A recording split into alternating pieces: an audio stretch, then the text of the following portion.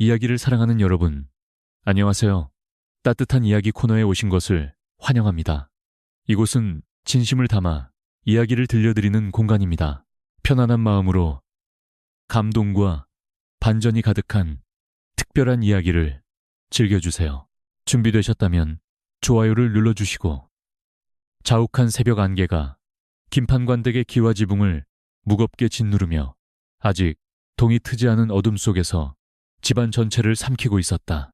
잎사귀 위로 내려앉는 서리 소리조차 들릴 만큼 고요한 정적을 깨뜨린 것은 닭의 울음소리가 아니라 동쪽 사랑방에서 터져나온 거칠고 메마른 기침소리였다. 그것은 지난 10년간 하루도 빠짐없이 반복되어 온 고통의 신호였고 이 집안의 며느리인 신씨의 잠을 깨우는 잔인한 나팔소리나 다름없었다. 신씨는 깊은 잠에 취해서가 아니라 마치 몸이 그 소리에 반응하도록 훈련된 짐승처럼 반사적으로 눈을 떴다. 그녀의 하루는 태양이 떠오를 때가 아니라 시아버지가 고통을 호소하는 그 순간부터 시작되는 것이었다. 신씨는 이불 속에 온기가 빠져나가지 않도록 조심스럽게 몸을 일으키며 곁에서 세상 모르고 잠든 지아비의 등을 물끄러미 바라보았다. 고른 숨소리를 내며 깊은 잠에 빠져있는 남편의 평온함은 새벽부터 가슴이 조여오는 신씨의 긴장감과 극명한 대조를 이루고 있었다. 차가운 윗목에서 잠을 깬 그녀는 행여나 남편이 깰까봐 숨죽여 옷매무새를 다듬고 흐트러진 머리카락을 익숙한 손길로 비녀에 고정했다.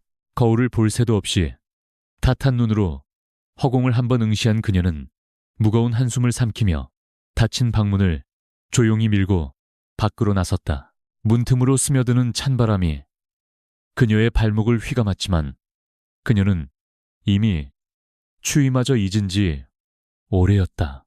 동짓달의 매서운 추위는 살을 애는 듯한 바람과 함께 얇은 저고리 사이로 파고들어 신씨의 몸을 사시나무 떨듯 떨게 만들었다. 마루 위를 딛는 그녀의 맨발은 얼음장처럼 차가운 나무의 냉기를 고스란히 받아내야 했지만 그녀의 발걸음은 유령처럼 소리가 없었다. 부엌으로 향하는 그 길은 수천 번도 넘게 오갔을 길이었으나 매일 아침 마주하는 어둠은 여전히 낯설고 외로웠다.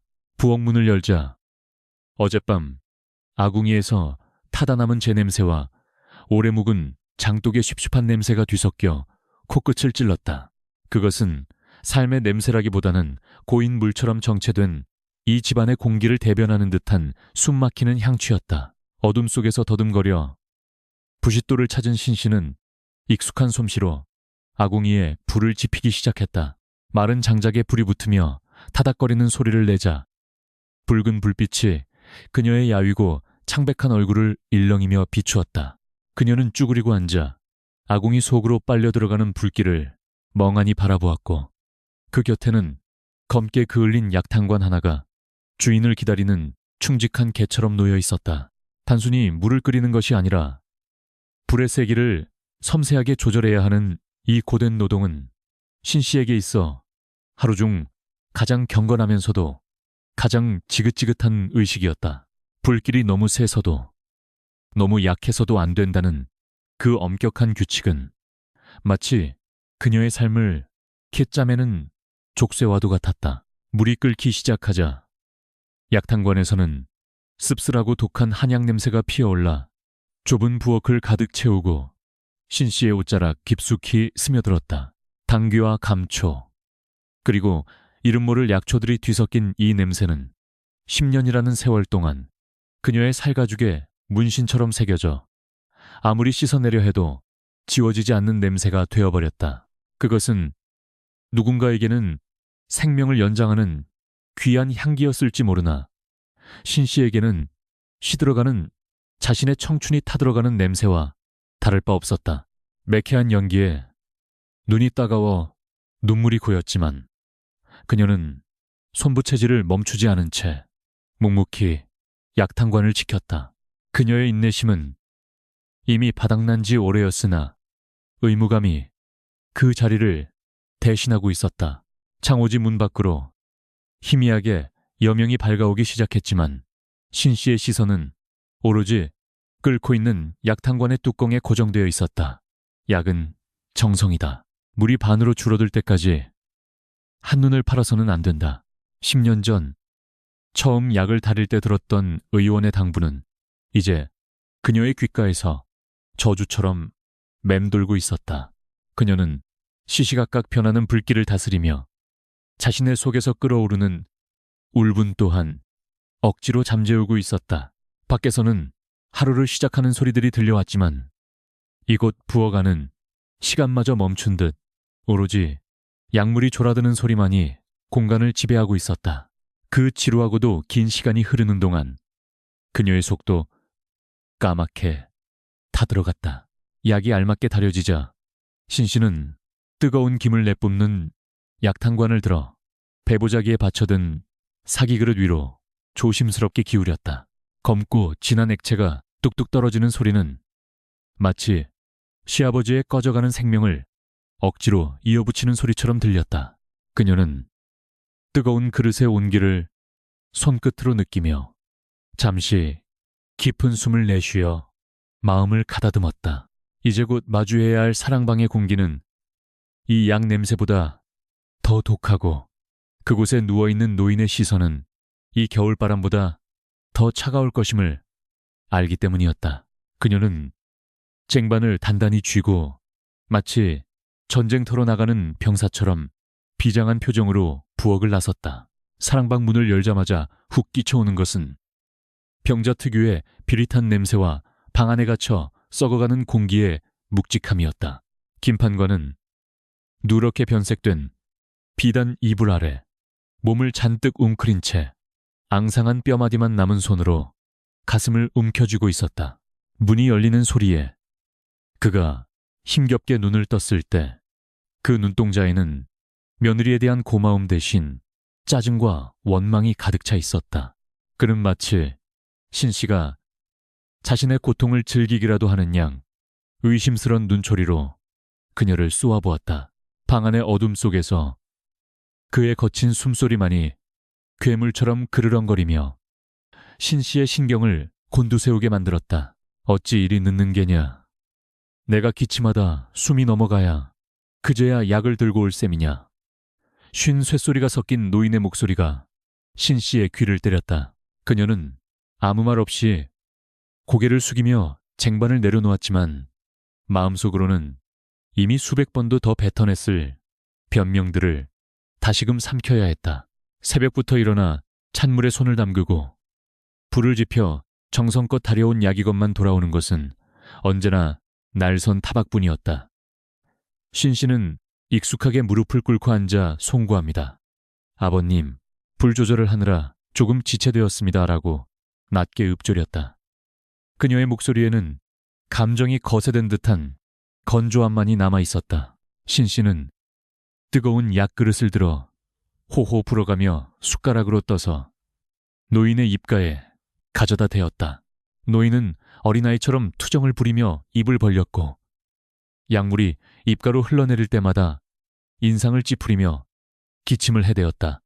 시커먼 약물이 신 씨의 소매 끝에 튀었지만 그녀는 더러운 내색 하나 없이 수건으로 노인의 입가를 닦아내고 다시 숟가락을 들이밀었다. 10년 동안 반복해온 이 행위는 이제 사랑이나 효심이라기보다는 기계적인 율동에 가까웠다. 노인의 목구멍으로 약이 넘어가는 소리를 들으며 신 씨는 자신이 지금 사람을 살리고 있는 것인지 아니면 자신의 생명을 갉아먹여 그를 연명시키고 있는 것인지 혼란스러웠다. 약을 다 비운 노인이 지쳐서 다시 자리에 눕자 신 씨는 익숙하게 요강을 꺼내 비우고 방안을 정돈하기 시작했다. 밤새 노인이 뱉어낸 가래와 배설물의 악취가 코를 찔렀지만 그녀의 표정은 동요 없이 담담했다. 이 방 안에서 그녀는 고귀한 양반가의 며느리가 아니라 똥오줌을 받아내는 하녀보다 못한 존재였다. 노인은 그녀가 곁에 있음에도 불구하고 마치 투명 인간을 대하듯 눈을 감고 돌아누웠다. 그녀의 헌신은 이 집안에서 공기처럼 당연한 것이 되어버려 누구도 그 무게를 가늠하려 하지 않았다. 신씨는 그림자처럼 조용히 뒷정리를 마치고 방문을 향해 뒷걸음질 쳤다. 사랑방을 빠져나오자 밖은 이미 해가 중천에 떠올라 집안 곳곳에서 활기찬 소음이 들려오기 시작했다. 하인들이 마당을 쓰는 소리, 장독대를 닦는 소리, 멀리서 들려오는 개 짖는 소리가 뒤섞여 생동감을 자아내고 있었다. 그러나 방금 죽음의 문턱을 맴도는 노인과 함께 있다 나온 신씨에게 그 풍경은 마치 다른 세상의 일처럼 이질적으로 느껴졌다. 그녀는 잠시 기둥에 기대어 현기증을 느끼며 눈을 감았다. 다리가 후들거리고 배에서는 꼬르륵 소리가 났지만 그녀에게는 쉴 틈이 주어지지 않았다. 이제 곧 온 식구의 아침상을 차려야 하는 또 다른 전쟁이 기다리고 있었기 때문이었다. 그때 안방문이 활짝 열리며 남편이 기지개를 켜고 밖으로 나왔다. 밤새 푹 자고 일어난 그의 얼굴은 윤기가 흘렀고 아침 햇살을 맞으며 짖는 표정은 상쾌하기 그지없었다. 그는 마당에 서 있는 아내를 발견하고는 걱정스런 눈빛 대신 무심한 어조로 툭 던지듯 물었다. 아버님, 약은 드렸소. 어젯밤 기침 소리가 요란하여 내 잠을 다 설쳤소. 남편의 말 속에는 병든 아비에 대한 걱정보다 자신의 꿀맛 같은 잠을 방해받은 것에 대한 불평이 더 짙게 배어 있었다. 아내의 창백한 안색이나 떨리는 어깨 따위는 그의 안중에도 없었다. 신씨는 남편의 말에 씁쓸한 미소를 지으며 고개를 끄덕였다. 예, 방금 드시고 잠드셨습니다. 그녀의 대답을 들은 남편은 더 이상 묻지 않고 세수할 물을 가져오라며 하인에게 호통을 쳤다. 신씨는 그런 남편의 뒷모습을 보며 가슴 한 구석이 서늘하게 식어가는 것을 느꼈다. 부엌으로 돌아온 그녀는 물동이에 담긴 찬물로 얼굴을 씻어내며 수면 위에 비친 자신의 얼굴을 들여다보았다. 거울 속의 여인은 10년 전 시집 올 때의 고운 새색시가 아니라 삶에 찌들어 생기를 잃은 초라한 중년의 여인이었다. 쓴 웃음이 입가에 번졌지만 그마저도 찰나였다. 올케 언니 아침상은 아직 멀었어요. 배가 고파 죽겠어요. 사랑채 너머에서 신우이의 날카로운 목소리가 담장을 넘어 날아들었다. 철없는 신우이의 재촉은 신씨의 감상적인 상념을 무자비하게 깨뜨려버렸다. 신씨는 젖은 손을 앞치마에 닦으며 서둘러 부엌일을 재촉했다. 갓 지은 밥 냄새와 생선 굽는 냄새가 진동했지만 그것은 그녀의 허기를 채워줄 양식이 아니라 시댁 식구들을 위해 바쳐야 할 곡물이었다. 그녀는 끓어오르는 국을 국자로 저으며 금방 나갑니다, 아가씨 라고 공손하게 대답했다. 그녀의 목소리에는 어떠한 반항기도 섞여 있지 않았다. 화려한 자개상 위에는 기름진 생선구이와 맑은 조개탕 윤기가 흐르는 쌀밥이 푸짐하게 차려졌다. 시어머니가 돌아가신 후 이 집안의 안살림을 도맡아 온 것은 신씨였지만 정작 그 밥상머리에 그녀의 자리는 없었다. 남편과 신우이 그리고 먼 친척 어른들이 둘러앉아 숟가락을 드는 동안 신씨는 방구석에 서서 부채질을 하거나 물을 따르며 시중을 들어야 했다. 그들이 음식을 즐기며 나누는 담소 속에 그녀는 끼어들 수 없었고 누구도 그녀에게 앉아서 같이 들자는 말을 건네지 않았다. 풍요로운 식탁 앞에서의 이 철저한 소외감은 굶주림보다 더 큰 비참함을 안겨주었다. 신씨는 묵묵히 신우이의 밥그릇에 밥을 더 퍼주며 10년 전의 기억을 떠올렸다. 새색시 시절 그녀는 이 자리에 앉아 시아버지의 덕담을 듣고 남편이 올려주는 반찬을 받아먹곤 했다. 그러나 시아버지가 병석에 눕고 가세가 조금씩 기울면서 그녀의 위치는 며느리에서 간병인으로 그리고 점차 이름 없는 하녀로 전락해버렸다. 더 무서운 것은 식구들뿐만 아니라 그녀 자신조차 이러한 부당한 대우에 순응해버렸다는 사실이었다. 그녀는 자신의 존재가 이 집안의 배경 그림처럼 희미해져 가는 것을 느끼며 가슴속 깊은 곳에서 올라오는 울컥함을 애써 눌러 담았다. 식사가 끝나고 식구들이 각자의 볼일을 보러 흩어지자 신 씨는 산더미처럼 쌓인 빈 그릇들을 치우기 시작했다. 달그락거리는 그릇 소리만이 텅 빈 대청마루를 울렸고 남은 잔반들을 한데 모으면서 그녀는 문득 끓어오르는 분노를 느꼈지만 그것은 마치 젖은 장작처럼 연기만 피울 뿐 불꽃이 되어 타오르지 못했다. 그녀는 습관적으로 참아야 한다. 내가 참으면 집안이 편하다라고 되뇌었지만 그 말은 이제 더 이상 위로가 되지 못하고 족쇄가 되어 그녀의 발목을 잡아끌 뿐이었다. 부엌으로 돌아와 설거지통에 손을 담그던 신 씨는 붓두막 옆에 놓인 작은 깨진 거울 조각에 시선이 멈췄다. 그 속에 비친 낯선 여자가 우아한 눈으로 자신을 노려보고 있었다. 입꼬리는 축 처져 있고 눈빛은 죽은 물고기처럼 탁했다. 너는 누구냐? 마음속으로 물어보았지만 거울 속의 여자는 대답 대신 깊은 주름살만을 보여줄 뿐이었다. 사랑방에서 다시금 들려오는 시아버지의 발작적인 기침소리가 그녀의 정체성을 일깨워주는 유일한 신호였다.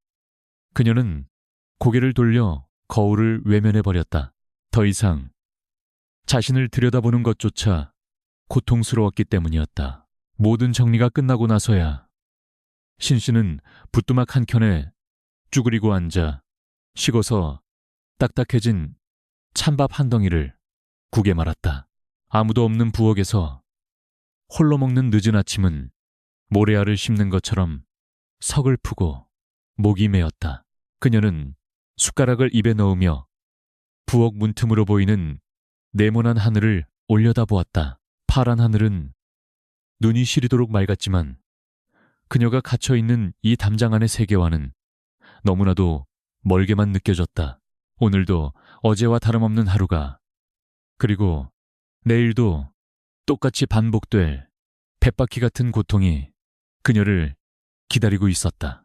신 씨는 밥알과 함께 쓴 눈물을 삼키며 다시금 찾아올 기침 소리를 기다렸다. 오늘 들려드릴 이야기는 순수한 창작물로 오직 오락과 감상을 위한 내용이며 실제 인물이나 사건과는 전혀 관련이 없음을 알려드립니다. 어둠이 짙게 깔린 마당에는 싸늘한 달빛만이 내려앉아 앙상한 나뭇가지의 그림자를 창호지 문 위에 길게 들이우고 있었다. 신 씨는 남편이 돌아오기를 기다리며 다 식어버린 화로 곁에 앉아 바느질감을 손에 쥐고 있었다. 바늘이 천을 뚫고 지나가는 미세한 소리만이 방 안의 정적을 채우고 있었지만 그녀의 귀는 대문 밖에 인기척에 온 신경을 집중하고 있었다. 자정이 넘은 시각, 마을에 개 짖는 소리가 들리고 이내 대문 빗장이 풀리는 둔탁한 소리가 났다. 신 씨는 반사적으로 바느질거리를 내려놓고 서둘러 촛불을 돋우며 자리에서 일어났다. 기다림은 그녀의 일상이자 의무였기에 피로감조차 습관처럼 몸에 배어 있었다. 방문이 열리며 찬바람과 함께 독한 술 냄새가 훅 끼쳐 들어왔다. 비틀거리는 걸음으로 들어선 이는 이 집안의 장남이자 신 씨의 지아비인 김진사였다. 그는 며칠간의 유람을 마치고 돌아온 터라 옷자락에는 바깥 세상의 먼지와 함께 낯선 향기가 묻어 있었다. 신 씨는 고개를 숙여 예를 갖추며 나지막한 목소리로 맞이했다. 다녀오셨습니까, 서방님? 밤길이 차지는 않으셨는지요? 그러나 남편은 아내의 인사를 받는 둥 마는 둥 귀찮다는 듯이 갓을 벗어 방바닥에 툭 던져버렸다. 그의 시선은 아내의 얼굴이 아닌 방 안의 따뜻한 아랫목만을 향하고 있었다. 신 씨는 무릎을 꿇고 다가가 남편의 두루마기를 벗겨 받아들었다. 옷감을 쥐는 순간 코끝을 스치는 것은 단순한 술 냄새가 아니었다. 그것은 싸구려 분 냄새와 이름 모를 여인의 향수 냄새가 뒤섞인 지독히도 관능적이고 역겨운 냄새였다. 신 씨의 손끝이 잠시 멈칫했지만 그녀는 내색하지 않고 옷을 정성스레 개어 횃대에 걸었다. 남편이 밖에서 기생들과 어울리며 풍류를 즐기는 동안 그녀는 집안에서 시아버지가 뱉어낸 피 섞인 가래를 받아내고 있었다는 사실이 가슴을 짓눌렀다. 하지만 양반가의 법도 아래서 아내의 질투는 칠거지약 중 하나일 뿐이었다. 남편은 자리에 털썩 주저앉으며 뻐근한 목을 돌려대더니 대뜸 퉁명스러운 어조로 물었다. 아버님은 좀 어떠시냐? 내가 없는 동안 별고는 없으셨고 그것은 자식으로서의 걱정이라기보다는 귀찮은 의무를 확인하는 절차에 가까웠다. 혹여나 아비의 부고라도 들려와 자신의 유흥이 깨질까 염려하는 기색마저 역력했다. 신 씨는 마른 침을 삼키며 조심스럽게 대답했다. 기침이 더 심해지셨습니다. 의원님 말씀으로는 이번 겨울을 넘기기가 쉽지 않으실 거라 하여 밤낮으로 곁을 지키고 있습니다. 그녀의 목소리에는 간절한 호소가 담겨 있었으나 남편에게는 그저 지루한 보고에 불과했다. 꿈의원 놈들은 매번 겁만 주는 게 일이지 10년째 오늘 내일 하신 분이 아니시더냐. 남편은 짜증 섞인 손짓으로 아내의 말을 잘라버렸다. 그는 아내가 겪는 고통과 헌신을 이해하려 들지 않았다. 그에게 있어 아버지의 병화는 끝나지 않는 지루한 장마와도 같았고 아내는 그 빗속에 서 있는 허수아비처럼 당연히 그 자리에 있어야 하는 존재였다. 그는 베개를 끌어당기며 돌아누웠다. 피곤하니 불을 꺼라. 더 이상 우울한 이야기는 듣고 싶지 않다. 그 한마디로 신 씨가 준비했던 수많은 걱정과 상의할 거리들은 입 밖으로 나오지도 못한 채 다시 목구멍 속으로 삼켜져야 했다. 신 씨는 촛불을 끄고 어둠 속에 앉아 돌아누운 남편의 등을 물끄러미 바라보았다. 넓고 단단한 등이었지만 그녀에게는 천겹의 성벽보다 더 높고 차갑게만 느껴졌다. 혼례를 치르던 날 검은 머리가 팥뿌리가 될 때까지 서로 아끼고 사랑하겠다던 맹세는 이제 빛바랜 옛 이야기가 되어버렸다. 저 등 뒤에 숨겨진 남편의 마음속에 자신의 자리는 손톱만큼도 남아있지 않음을 그녀는 뼈저리게 느끼고 있었다. 같은 이불을 덮고 있어도 두 사람 사이에는 건널 수 없는 강이 흐르고 있었고 그 강물은 신 씨의 눈물로 이루어져 있었다. 어둠 속에서 남편의 코는 고른 숨소리를 내며 금세 깊은 잠으로 빠져들었다. 바깥 세상에서의 유의로 노곤해진 육체는 집안의 근심 따위는 잊은 채 편안한 휴식을 취하고 있었다. 반면 신 씨는 뜬 눈으로 밤을 지새우며 남편의 숨소리와 옆방에서 들려오는 시아버지의 거친 기침 소리를 번갈아 들어야 했다. 남편의 옷에서 풍기던 분. 냄새가 방 안을 떠돌며 그녀의 비강을 자극했다. 그것은 그녀가 평생 가질 수 없는 자유와 쾌락의 냄새였고 동시에 그녀를 이 감옥 같은 집에 묶어두고 자신만 도망친 남편의 배신을 증명하는 증거이기도 했다. 문득 10년 전 신 씨가 처음 이 집에 시집와서 고된 시집살이에 눈물 흘릴 때 남편이 그녀의 어깨를 감싸주며 했던 말이 떠올랐다. 조금만 참으시오. 내 곧 과거에 급제하여 부인을 호강시켜주리다. 그 따뜻했던 목소리와 손길은 이제 신기루처럼 사라지고 없었다. 과거 공부는 핑계가 되었고 병든 아비와 집안 대소사는 모두 아내의 몫으로 떠넘긴 채 그는 풍류객을 자처하며 밖으로만 나돌았다. 신 씨는 어둠 속에서 자신의 거칠어진 손을 만지작거렸다. 비단결 같던 손은 물 마를 날 없이 일하느라 거북이 등껍질처럼 갈라져 있었지만 남편은 한 번도 그 손을 잡아주지 않았다. 정막을 깨고 사랑방 쪽에서 콜록콜록 하는 소리가 들려오자 신 씨의 몸이 조건 반사적으로 움찔했다. 잠든 남편이 시끄러운 듯 몸을 뒤척이며 이불을 머리끝까지 뒤집었었다. 그 모습은 마치 병든 아비와 고생하는 아내로부터 자신을 격리하려는 듯한 단호한 거부의 몸짓이었다. 신 씨는 쓴웃음을 지으며 자리에서 일어났다. 남편에게 기대어 위로받고 싶다는 일말의 희망조차 사치라는 것을 다시금 깨닫는 순간이었다. 그녀는 소리 없이 방문을 열고 차가운 마루로 나섰다. 방 안의 온기보다 바깥의 냉기가 차라리 더 정직하게 느껴졌다. 복도를 걸어가며 신 씨는 문살 너머로 비치는 남편의 그림자를 한 번 더 뒤돌아보았다. 그 그림자는 거대했지만 속이 텅 비어있는 허상과도 같았다. 가장이라는 이름만 걸어놓고 짐은 지지 않으려는 비겁한 사내의 등. 신 씨는 가슴 한 구석이 뻥 뚫린 듯한 공허함을 느꼈다.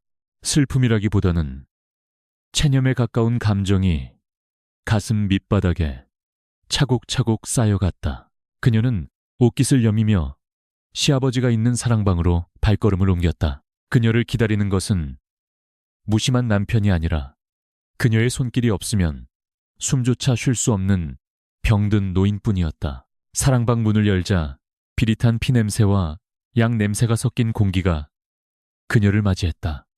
신 씨는 익숙하게 호롱불 심지를 돋우고 시아버지의 상태를 살폈다. 요강에는 붉은 선혈이 섞인 가래가 뱉어져 있었고 노인은 고통스러운 듯 얼굴을 일그러뜨린 채 신음하고 있었다. 아가 물 좀 다오. 이롱 목마른 짐승처럼 갈구하는 시아버지의 목소리에 신 씨는 서둘러 물을 떠다 입가에 대어주었다. 방금 전까지 남편의 무심함에 상처받았던 마음을 추스를 새도 없이 그녀는 다시 간병인이라는 역할에 가면을 써야 했다. 이것이 그녀에게 주어진 운명이자 벗어날 수 없는 굴레였다.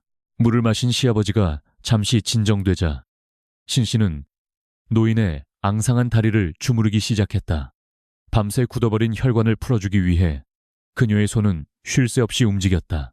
문득 그녀는 이 노인의 아들인 자신의 남편이 지금 따뜻한 이불 속에서 다른 여자의 꿈을 꾸고 있을지 모른다는 생각에 치가 떨렸다.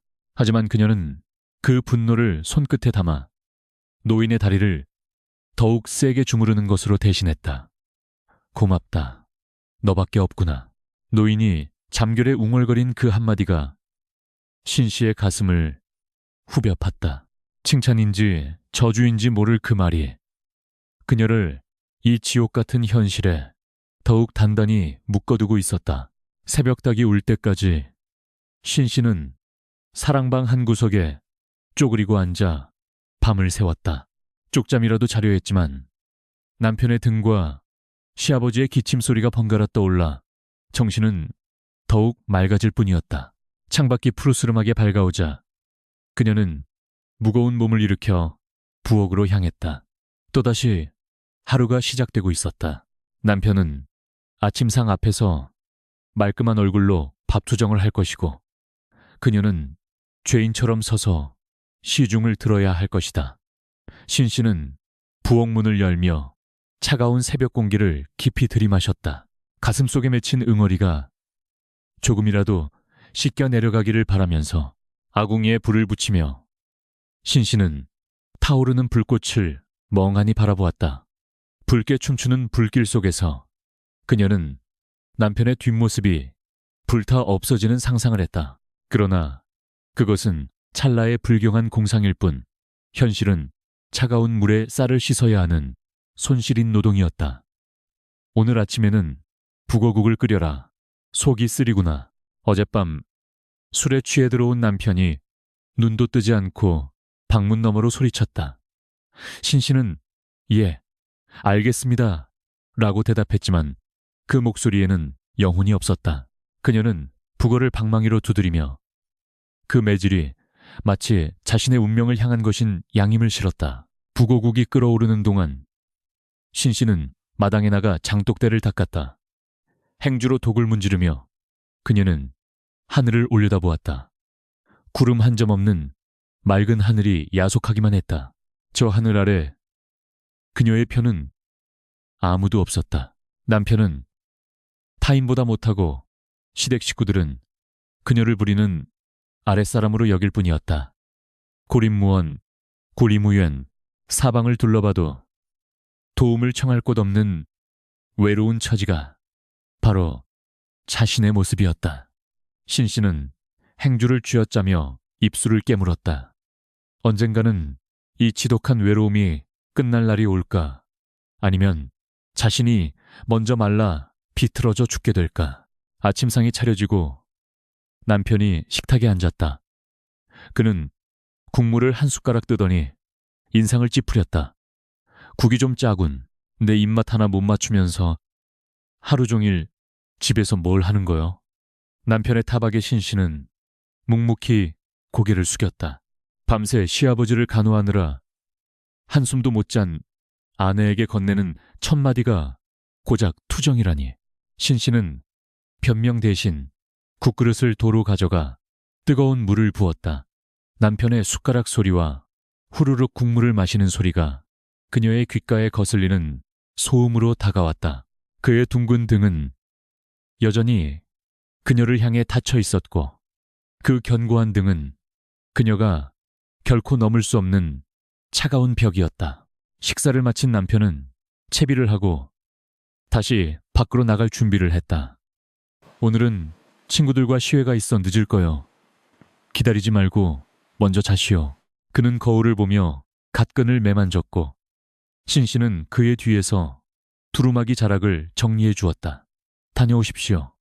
그녀의 인사에 남편은 대꾸도 없이 쏘타니 대문을 나섰다.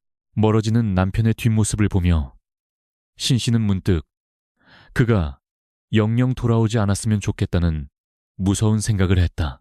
대문이 닫히는 소리가 쿵 하고 울리자 그녀는 다시금 거대한 감옥에 홀로 남겨진 수인이 되었다.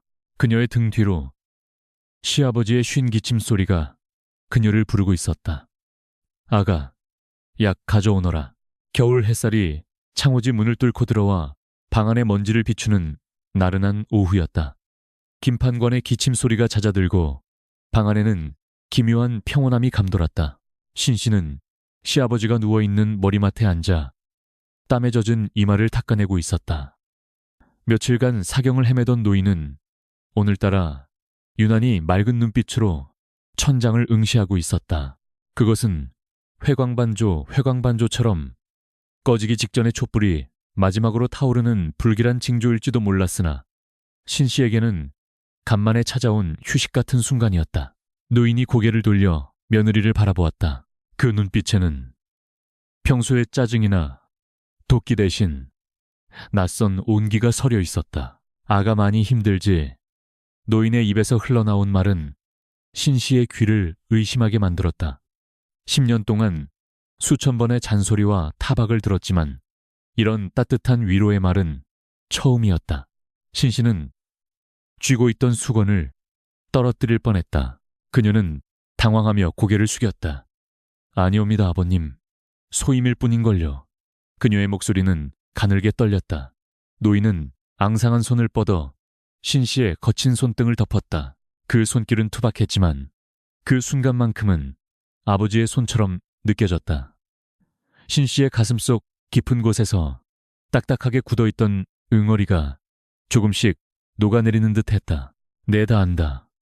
내 서방놈은 밖으로만 돌고 시누이들은 철이 없지. 이 집안을 지탱하고 있는 것은 오직 너뿐이라는 것을. 김판관은 쉬어 빠진 목소리로 천천히 그러나 또렷하게 말했다. 신 씨는 눈시울이 뜨거워짐을 느꼈다. 인정 닌딩. 그녀가 그토록 바랐던 것은 비단 옷도 맛있는 음식도 아닌 바로 이 한마디의 인정이었다. 자신의 희생이 헛되지 않았다는 확인을 받고 싶었던 것이다. 그녀는 입술을 깨물며 솟구치는 눈물을 참으려 애썼다. 노인의 말 한마디가 지난 10년의 고통을 씻어주는 것만 같았다. 노인은 잠시 숨을 고르더니 더욱 은밀한 목소리로 속삭였다. 내가 이번 고비만 넘기고 일어나면 곳간 열쇠를 내게 온전히 맡기겠다. 그리고 내 친정에도 다녀오게 해주마. 그동안 고생만 시켜 미안하구나. 친정이라는 말에 신 씨의 눈에서 기어이 눈물이 툭 떨어졌다. 시집 온 지 10년, 친정 부모님의 얼굴을 뵙지 못한 지도 까마득했다. 곳간 열쇠를 준다는 것은 그녀를 진정한 안주인으로 인정하겠다는 뜻이었고, 친정 나들이를 허락한다는 것은 며느리에게 베풀 수 있는 최고의 포상이었다. 신 씨는 벅차오르는 감격에 바닥에 엎드려 절을 했다. 망극하옵니다. 아버님, 어서 쾌차하시기만을 빌겠습니다. 그날 이후 신 씨의 발걸음은 한결 가벼워졌다. 부엌에서 일할 때도, 차가운 개울가에서 빨래를 할 때도 입가에 희미한 미소가 걸렸다. 희망이라는 것은 실로 무서운 마법이었다. 지옥 같던 시집살이가 견딜 만한 고행으로 바뀌었고, 남편의 냉대조차 참아낼 힘이 생겼다. 그녀는 시아버지가 얼른 기운을 차리게 하기 위해 비상금을 털어 귀한 잉어를 구해 고아내고 밤새워 약을 다렸다. 약탕관 앞에 앉아 부채질을 하는 그녀의 눈동자는 미래에 대한 기대로 반짝였다.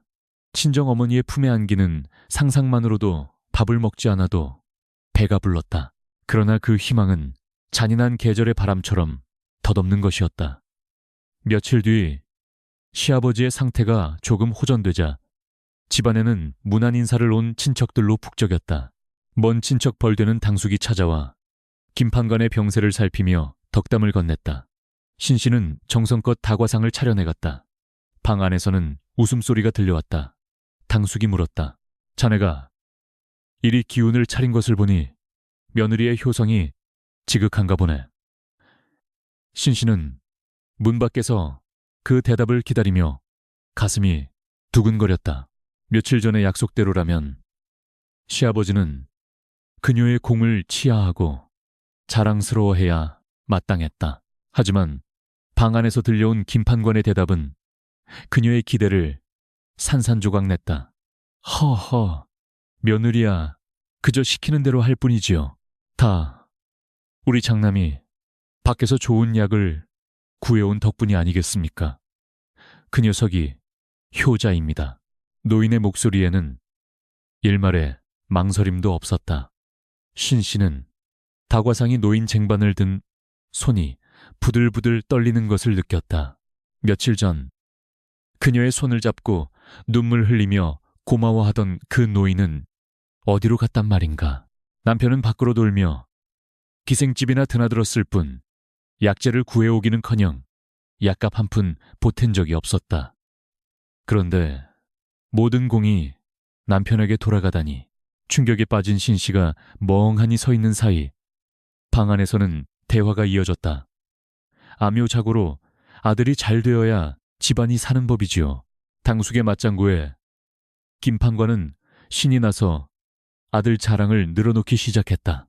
당숙의 맞장구에 강어를 개, 신 씨의 존재는 그들의 대화 속에서 완전히 지워져 있었다. 그녀는 비틀거리며 부엌으로 돌아왔다. 가슴속에서 뜨거운 무언가가 치밀어 올랐지만 토해낼 곳이 없었다. 그녀는 자신이 철저히 이용당했음을 깨달았다.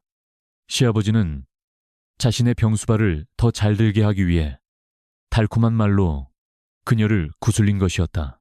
며느리의 희망을 볼모로 자신의 생명을 연장하려 했던 노인의 교활함에 치가 떨렸다. 저녁이 되어 손님이 돌아가고 신 씨는 다시 약사발을 들고 사랑방으로 들어갔다.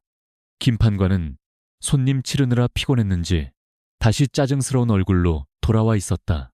그는 며느리를 보자마자 호통을 쳤다. 약이 왜 이리 뜨거워? 나를 데워 죽일 작정이냐? 낮에 있었던 일은 기억조차 못하는 사람처럼. 아니 애초에 그런 말은 한 적도 없다는 듯한 태도였다. 신 씨는 끓어오르는 분노를 억누르며 차분하게 물었다. 아버님, 지난번 말씀하신 친정 나들이는 언제쯤?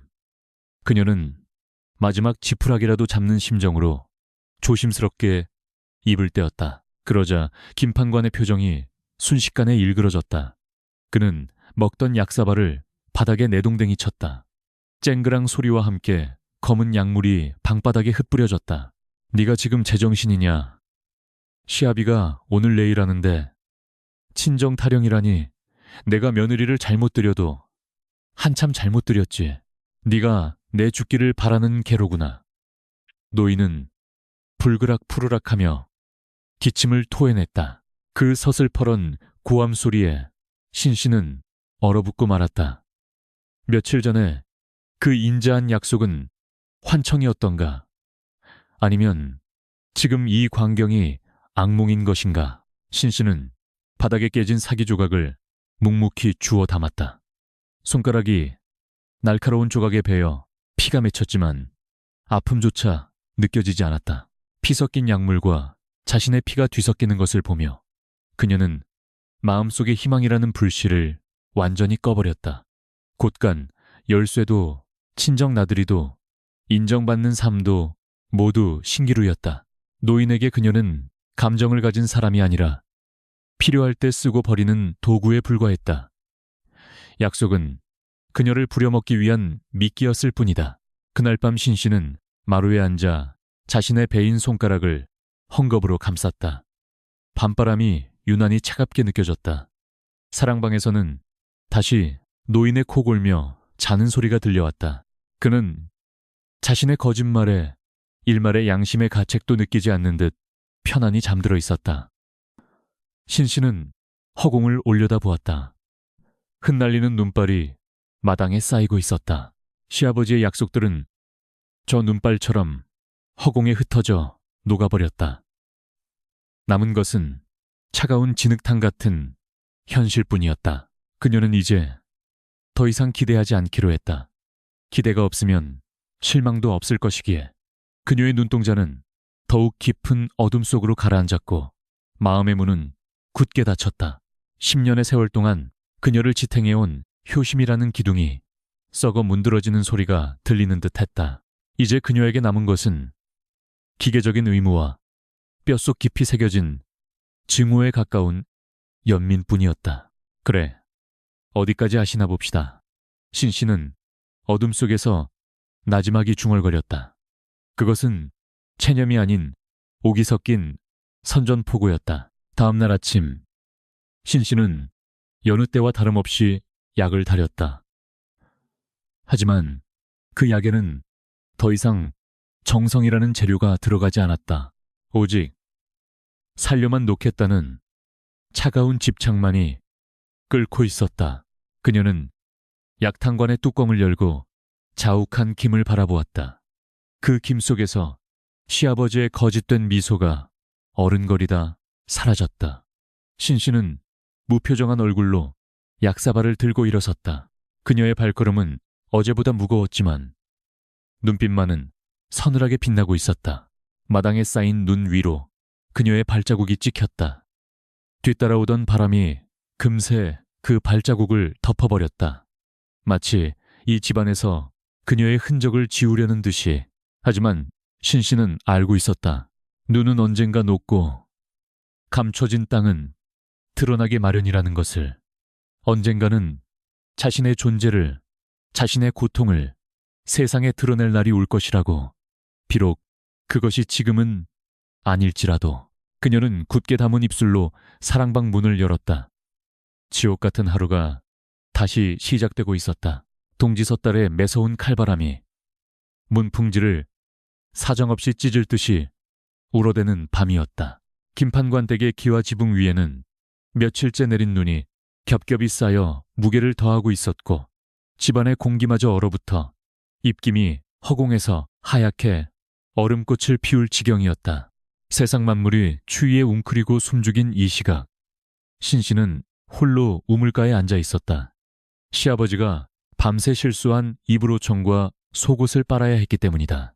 얼음장처럼 차가운 우물물에 손을 담그자 날카로운 통증이 손끝에서부터 전신으로 퍼져나가며 뼛속까지 시리게 만들었다.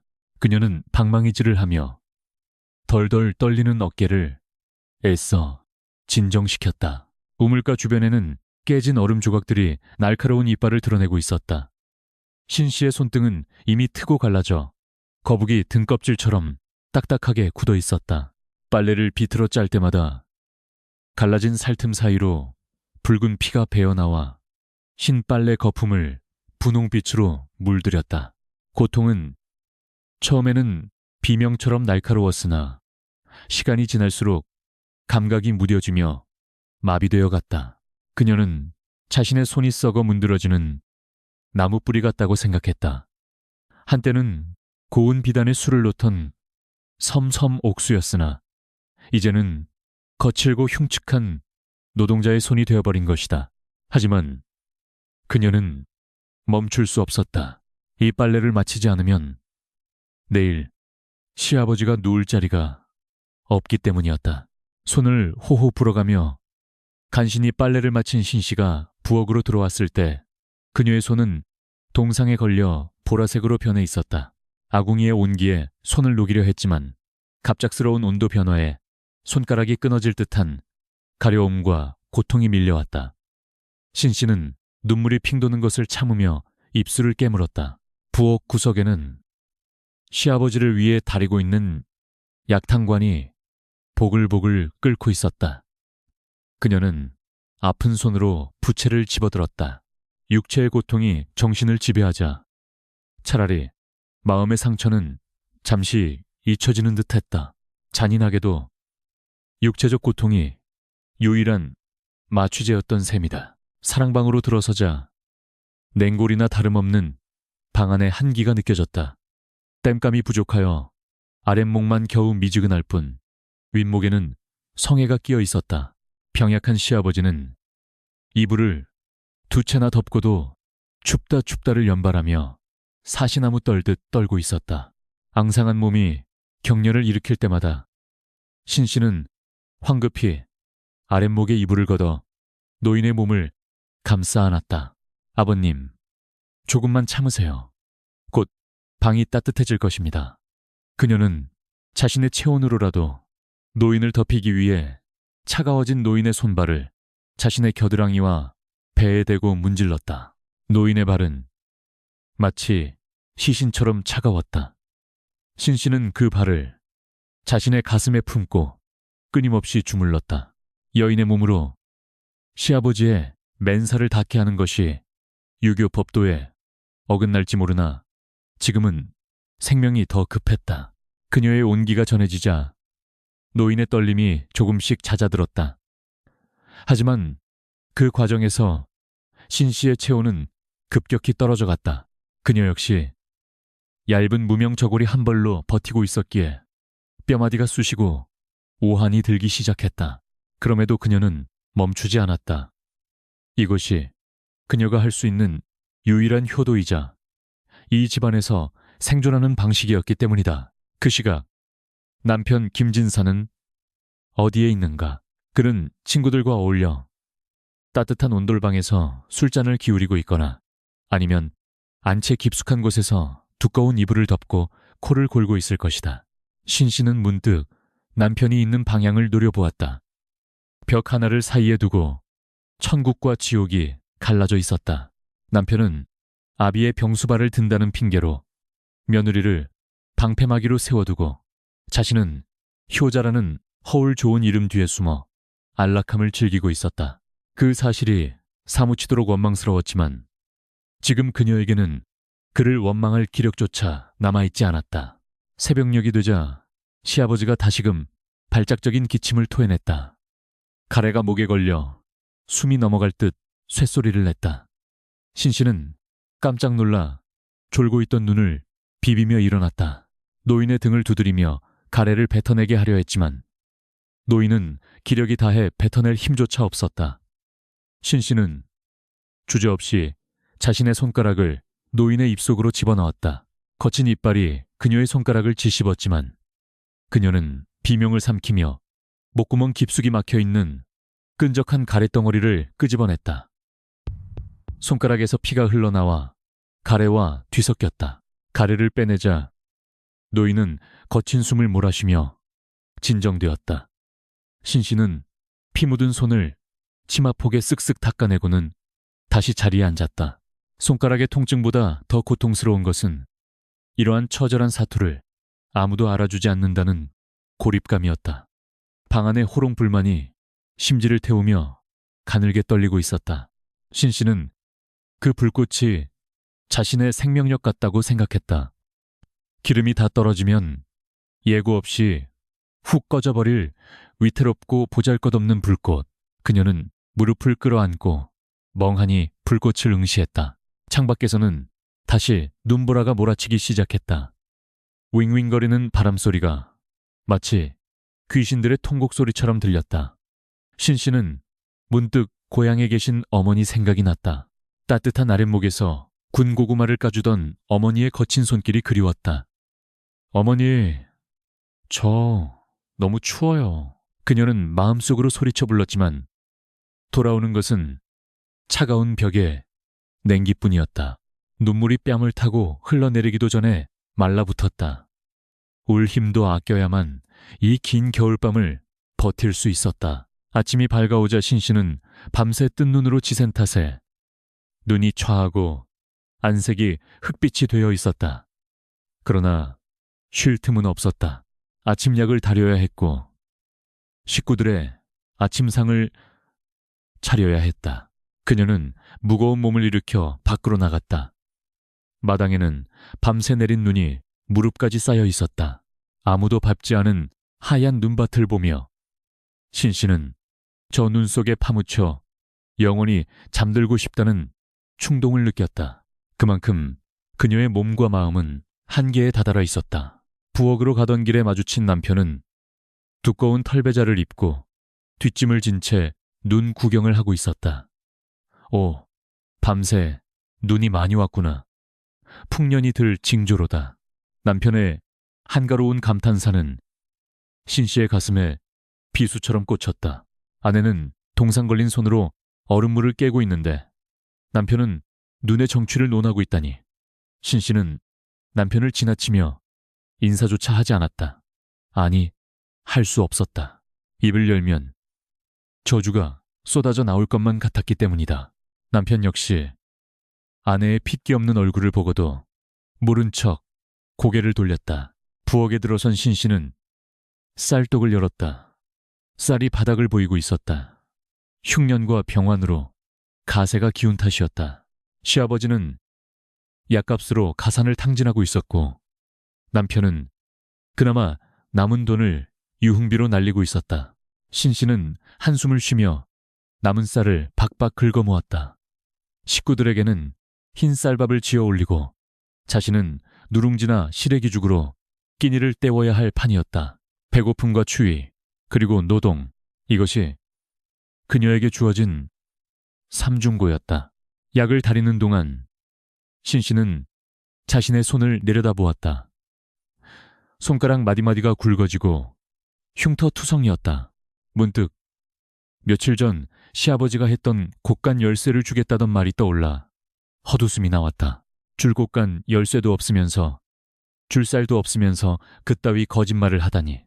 그녀는 약탕관을 노려보며 저주 섞인 주문을 외웠다.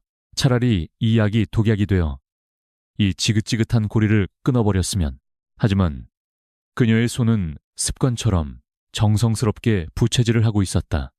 그것은 효심이 아니라 살인자가 되지 않으려는 마지막 자존심이었다. 사랑방에 약을 들고 들어가니 시아버지는 밤새 고생한 며느리에게 고맙다는 말 대신 또다시 투정을 부렸다. 방이 너무 춥다. 나무 좀 더 떼거라. 신씨는 아무 말 없이 아궁이에 남은 장작을 모두 집어넣었다. 활활 타오르는 불길을 보며 그녀는 자신의 청춘도 저렇게 재만 남기고 타버렸음을 실감했다. 방바닥은 뜨거워졌지만 그녀의 마음은 영원히 녹지 않을 빙하처럼 얼어붙어 있었다. 한낮이 되어도 추위는 가시지 않았다. 신 씨는 젖은 옷을 입은 채 동분서주했다. 빨래를 널고 장작을 패고 물을 길어 날랐다. 그녀의 몸에서 나는 열기라고는 고된 노동으로 인한 식은 땀뿐이었다. 신우이가 방 안에서 따뜻한 차를 마시며 창밖을 내다보다가 말했다. 언니, 빨래 좀 더 깨끗이 해요. 지난번 옷에서 냄새 나더라. 신 씨는 빨랫줄을 잡은 손에 힘을 주었다. 빨랫줄이 끊어질 듯 팽팽해졌다. 당장이라도 저 철없는 입을 찢어놓고 싶었지만 그녀는 다시 고개를 숙이고 알겠습니다. 라고 답했다.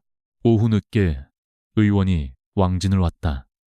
그는 시아버지의 맥을 짚더니 고개를 가로저었다. 기력이 쇠하여 이 겨울을 넘기기 힘들겠소. 준비를 하시는 게 좋겠습니다. 그 선고는 신 씨에게 사형 선고가 아니라 오히려 기약 없는 형기의 끝을 알리는 석방 소식처럼 들렸다. 그러나 동시에 닥쳐올 장래의 무게가 그녀를 짓눌렀다. 죽음조차 그녀에게는 휴식이 아닌 또 다른 노동의 시작일 뿐이었다. 의원을 배웅하고 돌아오는 길, 신 씨는 마당 한가운데 털썩 주저앉았다. 다리에 힘이 풀려 더 이상 걸을 수가 없었다. 눈 위에 주저앉은 채 그녀는 자신의 손을 펴보았다. 피와 진물이 엉겨붙은 손. 이것이 지난 10년간 그녀가 이 집안에 바친 헌신의 증거였다. 그러나 이 증거는 아무도 인정해주지 않을 흉물일 뿐이었다. 하늘에서 다시 눈송이가 떨어져 그녀의 손바닥 위에 내려앉았다. 눈송이는 그녀의 체온에 녹아 물이 되어 흘러내렸다. 차라리 내가 죽었으면.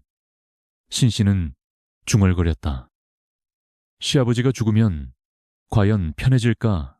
남편이 변할까? 아니었다. 시집살이의 대상만 바뀔 뿐. 그녀의 처지는 변하지 않을 것이라는 절망적인 예감이 들었다. 그녀는 눈밭에 누워 차가운 하늘을 올려다보았다.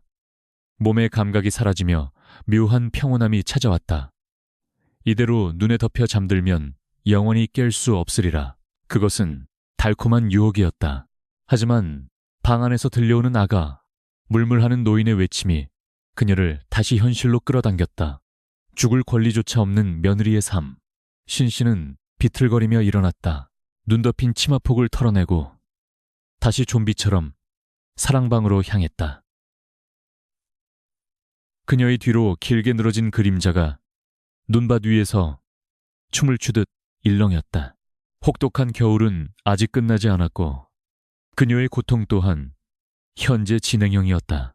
겨울의 끝자락, 김판관이 기적적으로 죽음의 고비를 넘겼다는 소식이 마을에 퍼지자 집안은 문안 인사를 오는 손님들로 문전성시를 이루었다. 그들은 마치 썩은 고기 냄새를 맡은 까마귀 떼처럼 줄지어 대문을 넘어왔다. 갓을 쓰고 도포자락을 휘날리며 들어서는 마을의 유지들과 선비들은 겉보기에는 점잖고 학식 있어 보였으나 신 씨의 눈에는 그저 일을 만드는 골칫덩어리들로 보일 뿐이었다. 손님들이 들이닥칠 때마다 신 씨는 부엌에서 쉴 새 없이 다과상을 차려내야 했고 곶감을 오리고 잣을 띄우는 그녀의 손끝은 잠시도 쉴 틈이 없었다. 사랑채에서는 하루 종일 글 읽는 소리와 헛기침 소리, 그리고 서로를 치켜 세우는 덕담이 끊이지 않았다. 허허 김대감께서 이 혹독한 겨울을 이겨내시다니, 이는 실로 하늘이 감동할 일이여. 한 늙은 선비가 수염을 쓰다듬으며 감탄했다. 그러자 옆에 앉아있던 다른 객이 맞장구를 쳤다. 아묘, 그렇고 말고요. 이는 다 아드님이신 김진사의 효성이 지극하여 하늘에 닿은 덕분이지요. 요즘 세상에 보기 드문 효자십니다 그려. 그들의 칭찬은 꿀처럼 달콤했으나 그 속에 담긴 진실은 맹물보다 싱거웠다. 신 씨의 남편 김진사는 손님들 한가운데 앉아 그 칭찬을 온몸으로 받아내고 있었다. 그는 겸손한 척 고개를 숙이며 말했다. 과찬의 말씀이십니다. 그저 자식된 도리를 다했을 뿐인데 어찌 효자라 칭하겠습니까? 그의 얼굴에는 은근한 우월감과 만족감이 서려 있었다. 밤새 술 퍼마시고 들어와 코를 골며 잤던 그가, 아비의 똥오줌 한번 받아낸 적 없던 그가 손님들 앞에서는 세상에 둘도 없는 효자로 둔갑해 있었다. 신씨는 문 밖에서 찻상을 들고 서서 그 역겨운 연극을 듣고 있어야 했다. 신씨가 다과 들어갑니다 라고 나지막이 알리며 방으로 들어서자 대화가 잠시 뚝 끊겼다가 다시 이어졌다. 그녀는 무릎을 꿇고 조심스럽게 찻잔을 내려놓았다. 남자들의 시선은 그녀에게 머물지 않았다. 그녀는 그 방 안에 있는 병풍이나 방석과 다를 바 없는 무생물 취급을 받았다. 그녀의 갈라진 손등과 땀에 젖은 이마 피로에 절은 눈동자는 고귀한 선비들의 대화 주제가 될 수 없었다. 그들은 오로지 효, 셔라는 추상적이고 고상한 가치만을 논할 뿐 그 효를 실천하기 위해 바닥을 기는 여인의 노고는 철저히 외면했다. 한 손님이 김판관의 깨끗한 옷매무새를 보며 감탄했다. 병석에 계신 분이 어찌 이리 정갈하십니까? 냄새도 전혀 나지 않고 옷에서도 윤이 나는구려. 김진사가 아버님 수발을 얼마나 끔찍이 드는지 알마나오. 그 말에 신씨는 찻주전자를 쥔 손에 힘을 주었다. 매일 밤 뜨거운 물을 날라 몸을 닦아내고 더러워진 옷을 엄동설 안에 냇가에서 빨아입힌 것은 바로 자신이었다. 남편은 냄새가 난다며 코를 막고 피해 다니기 바빴지 않은가. 그러나 김판관조차 그 순간에는 아들의 체면을 세워주기 위해 입을 다물었다. 침묵 또한 거짓의 공범이었다. 자고로 신체발부 수지 부모라. 하였거늘 자네가 아버님의 몸을 이리 귀하게 모시니 공자께서도 흐뭇해하실 걸세. 객들은 입을 모아 유교 경전을 인용하며 김진사를 추어올렸다. 그들의 대화는 뜬구름 잡는 소리처럼 허공을 맴돌았다. 현실의 고통과 우물은 쏙 빼놓고 오로지 명분과 체면칠에만 남은 껍데기 같은 대화들. 신씨는 구역질이 올라오는 것을 참으며 뒷걸음질로 방을 빠져나왔다. 문을 닫는 순간 방 안에 따뜻한 공기와 웃음소리가 단절되자 차라리 숨통이 트이는 것 같았다. 부엌으로 돌아온 신씨는 설거지통에 처박힌 그릇들을 보며 허탈한 웃음을 지었다. 효자문, 셔즈문이라도 세워줄 기세인 저들의 호들갑이 우스웠다. 진짜 효자는 부엌 구석에서 식은 밥을 먹고 있는데 가짜 효자는 안방에서 비단 방석 위에 앉아 칭송을 받고 있다니. 이것이 세상의 이치라면 세상은 미쳐 돌아가고 있는 것이 분명했다. 그녀는 그릇을 닦으며 거칠게 수세미질을 했다. 마치 그릇에 묻은 때가 저 위선자들의 얼굴인 양박박 문질렀다. 그때 안채 마루에서 남편이 그녀를 부르는 소리가 들렸다. 부인 술상이 부족하니 육포와 전을 더 내오시오. 손님들이 시장에 하신다. 그의 목소리에는 권위와 자신감이 넘쳤다. 손님들의 칭찬에 고무되어 자신이 진짜 효자이자 집안에 위험 있는 가장이라도 된 듯한 착각에 빠진 모양이었다. 신씨는 젖은 손을 앞치마에 닦으며 대답했다. 예, 곧 내가겠습니다. 거절할 수도 화낼 수도 없는 자신의 처지가 처량했다. 그녀는 다시 기름 냄새를 맡으며 전을 부쳐야 했다. 전을 부치는 동안 기름이 튀어 손등에 물집이 잡혔지만 신씨는 아랑곳하지 않았다. 그녀의 머릿속에는 방금 들었던 객들의 대화가 맴돌았다. 김진사 자네, 이번 기회에 관아에 상소라도 올려 효자정려를 받아보는 게 어떤가. 효자정려, 나라에서 효자에게 내리는 벼슬과 상, 그것이 내려진다면 남편의 위신은 드높아지겠지만 그 뒤치다거리는 고스란히 며느리의 몫으로 남을 것이 뻔했다. 더 많은 손님, 더 많은 제사, 더 까다로운 예법. 상은 남편이 받고 벌은 아내가 받는 꼴이었다. 다시 술상을 들고 들어갔을 때 술기운이 오른 객 중 하나가 불쑥 신 씨에게 말을 걸었다. 부인도 고생이 많으시겠소. 허나 훌륭한 서방님을 모시고 시아버님을 봉양하는 것이 여인의 가장 큰 복 아니겠소. 그것은 위로가 아니라 폭력이었다. 자신의 희생을 당연한 복으로 포장하여 강요하는 그 말에 신 씨는 치를 떨었다. 그녀는 고개를 깊이 숙인 채 망극하옵니다 라고 기계적으로 대답했다. 진심을 말한다면 이 상을 엎어버리고 저들의 갓을 짓밟아버리고 싶었으나 그녀는 그저 순종적인 며느리의 가면을 쓰고 있어야 했다. 객들은 밤이 깊도록 돌아갈 줄을 몰랐다. 그들은 김판관의 병세를 안주 삼아 자신들의 학식을 뽐내고 김진사의 효행을 찬양하며 서로의 유대를 다졌다. 그 사이 김판관은 피곤에 지쳐 까무룩 잠이 들었지만 누구도 환자의 안정을 위해 자리를 비켜주지 않았다.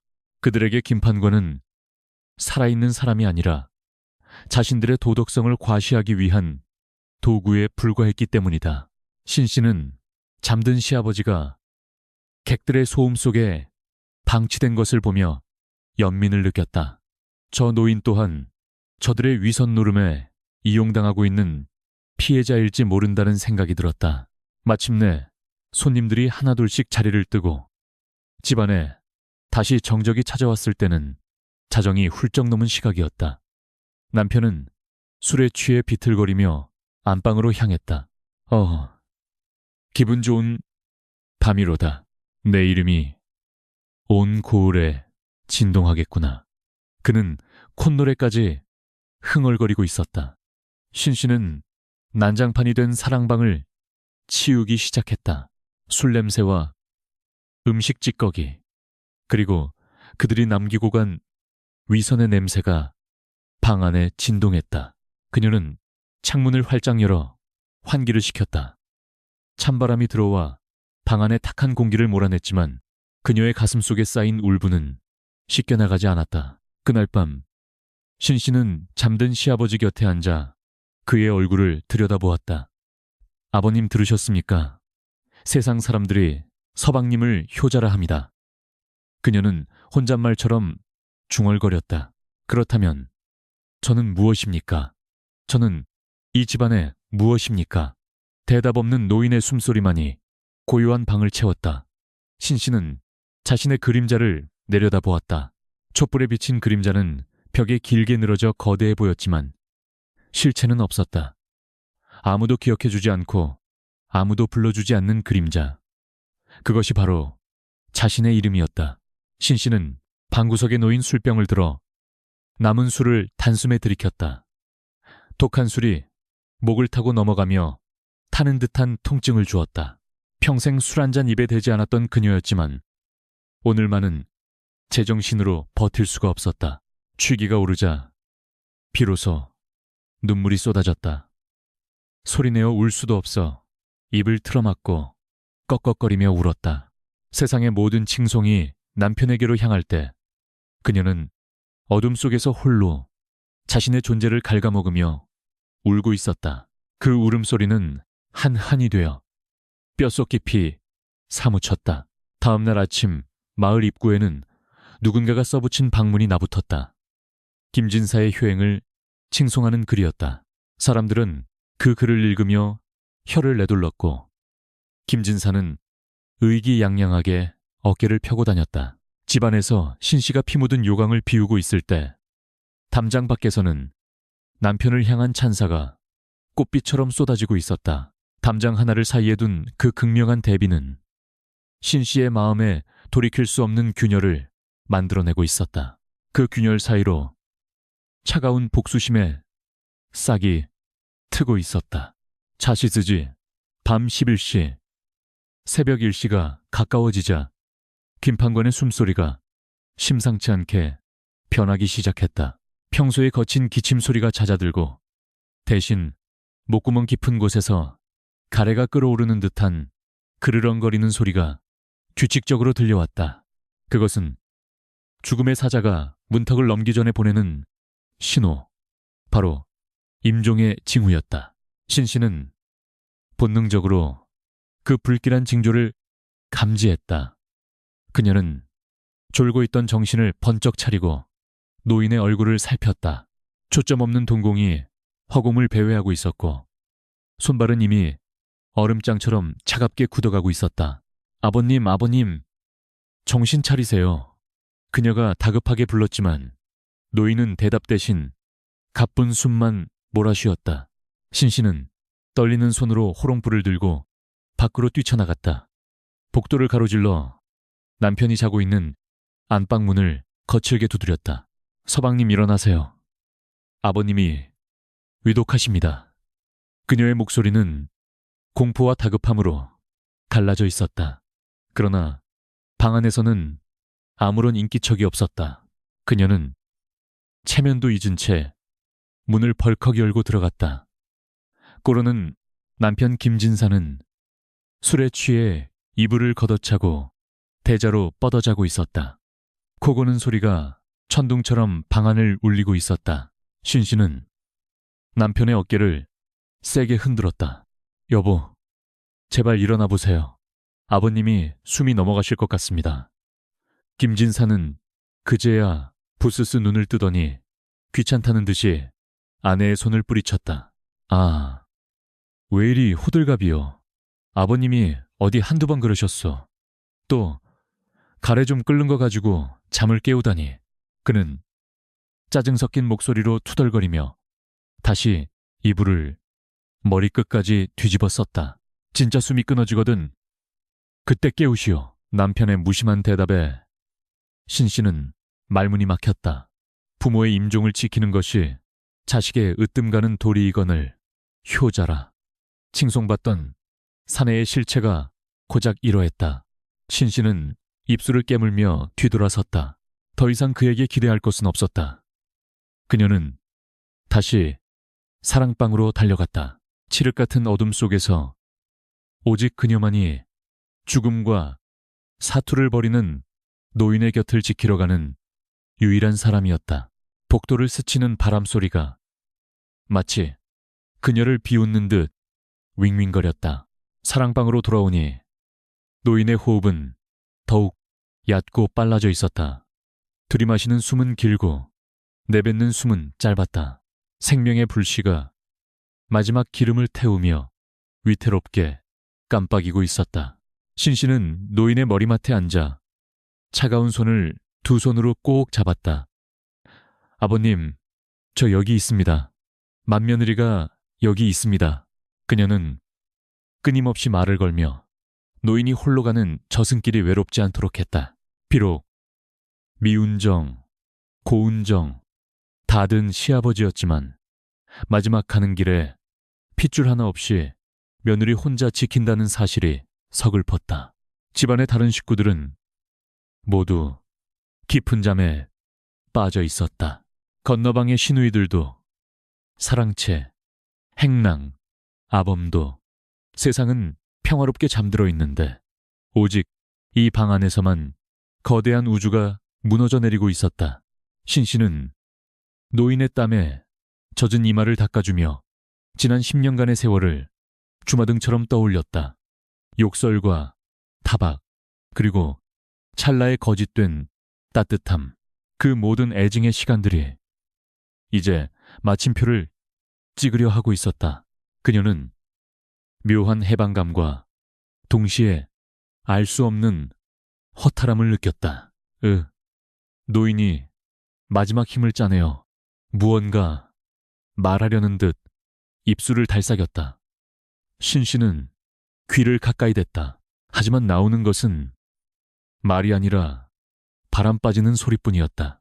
노인의 눈동자가 잠시 신씨의 얼굴에 머무는가 싶더니 이내 천장을 향해 고정되었다. 그리고 긴 날숨이 한 번 터져나왔다. 후, 그것이 끝이었다. 가슴에 오르내림이 멈추고 그르렁거리는 소리도 뚝 그쳤다. 방 안에는 갑작스러운 그리고 절대적인 정적만이 남았다. 신 씨는 떨리는 손가락을 노인의 코 밑에 대어보았다. 아무런 바람도 느껴지지 않았다. 목의 맥박도 멈춰 있었다. 김판관, 한때 조정의 관복을 입고 호령했던 사내이자 그녀를 10년간 타잠했던 주인이 마침내 숨을 거둔 것이다. 신 씨는 털썩 주저앉았다. 울음이 터져나올 줄 알았는데 오히려 눈물은 한 방울도 나오지 않았다. 대신 가슴속이 텅 빈 동굴처럼 뚫린 듯한 공허함만이 밀려왔다. 그녀는 천천히 손을 뻗어 노인의 부릅뜬 눈을 감겨주었다. 편히 가십시오, 아버님. 이제 고통 없는 곳에서 쉬십시오. 그녀의 손길은 정성스럽고 차분했다. 마지막 순간까지 그 곁을 지킨 것은 아들도 딸도 아닌 피 한 방울 섞이지 않은 며느리였다. 이 죽음의 유일한 목격자이자 배웅자가 된 신 씨는 역설적이게도 이 순간만큼은 집안의 그 누구보다도 가장 강력한 권한을 가진 존재였다. 잠시 후 신 씨는 자리에서 일어나 흐트러진 노인의 옷매무새를 단정히 하고 팔다리를 곧게 펴 수시 소시를 했다. 몸이 굳기 전에 해야 할 일이었다. 그녀는 이 모든 과정을 마치 의식을 치르듯 경건하고 침착하게 수행했다. 방금 전까지 코를 골며 자던 남편이 이 방에 들어와 통곡을 시작하기 전에 그녀는 이 죽음의 첫 순간을 온전히 자신의 것으로 만들었다. 그것은 그녀가 10년의 세월을 바쳐 얻어낸 슬프고도 잔혹한 보상이었다. 모든 정리가 끝나자 신 씨는 방문을 열고 마당으로 나섰다.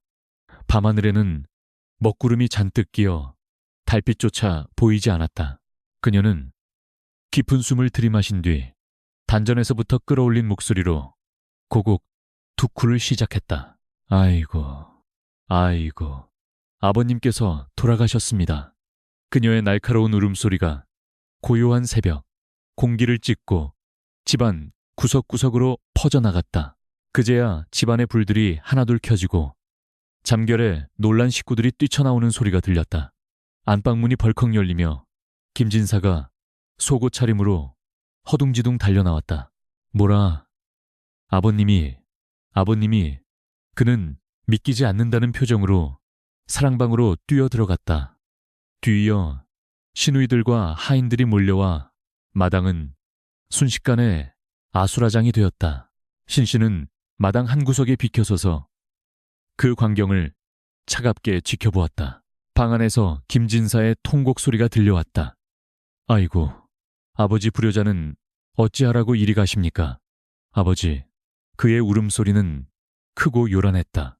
마치 자신의 불효를 그 소리로 덮으려는 듯 혹은 남들에게 들으라고 전시하는 듯한 울음이었다. 조금 전까지 잠투정을 하며 아비의 위독함을 무시했던 그 사내가 맞는지 의심스러울 지경이었다. 신씨는 그 가식적인 울음소리를 들으며 입가에 비릿한 조소를 띄었다. 이제 와서 목청껏 울어본들 무슨 소용인가. 가는 길 물 한 모금 떠주지 않은 주제에 사람들이 몰려들어 김진사를 위로하고 그를 부축했다. 아이고, 효자께서 얼마나 상심이 크시겠습니까? 그들은 또다시 김진사를 주인공으로 만들고 있었다. 정작 임종을 지키고 시신을 수습한 신씨는 어둠 속에 묻혀 누구의 눈길도 받지 못했다. 그녀는 조용히 부엌으로 향했다. 이제 곧 날이 밝으면 장례가 시작될 것이고 수백 명의 문상객을 치러야 할 전쟁이 기다리고 있었다. 그녀에게는 슬퍼할 시간조차, 쉴 시간조차 사치였다. 부엌에 들어선 신씨는 아궁이에 불을 지폈다. 타오르는 불꽃을 보며 그녀는 중얼거렸다. 끝났어. 이제 다 끝났어. 하지만 그것은 끝이 아니었다. 죽은 자는 말이 없지만 산자들의 허례허식은 이제부터가 시작이었다. 장례식이라는 거대한 연극 무대가 그녀를 기다리고 있었고 그 무대 뒤에서 그녀는 다시금 이름 없는 하녀가 되어야 했다. 밖에서는 곡소리가 끊이지 않았지만 신 씨의 귀에는 그 소리가 공허한 메아리처럼 들렸다. 그녀는 솥에 물을 부으며 다짐했다. 이 지옥 같은 장례가 끝나면 반드시 나만의 길을 찾으리라고. 아버님의 죽음은 슬픔이 아니라 그녀에게 닫혀있던 문이 열리는 신호탄이었다. 자시스주의 폭풍은 지나갔지만 그녀의 마음속에는 더 큰 태풍이 몰려오고 있었다. 날이 밝자 김판관의 집은 거대한 장례식장으로 변모했다. 대문에는 고인의 죽음을 알리는 조등 별등이 내걸렸고 마당에는 흰 천막이 쳐졌다. 마을 사람들뿐만 아니라 인근 고을의 양반들까지 김판관의 명성을 듣고 혹은 체면 치레를 위해 몰려든 문상객들로 집 안팎이 인산인해를 이루었다. 집안 곳곳에서는 아이고, 아이고 하는 곡소리가 끊이지 않았지만 그 소리에는 슬픔보다 요란한 허례허식이 더 짙게 배어 있었다. 집안의 중심은 순식간에 남자들의 차지가 되었다. 장례를 주관하는 호상. 호상이 도착하자 사랑채는 예법을 논하는 토론장으로 변했다. 수의는 어떤 재질로 할 것인가? 발인 날짜는 언제가 길일인가?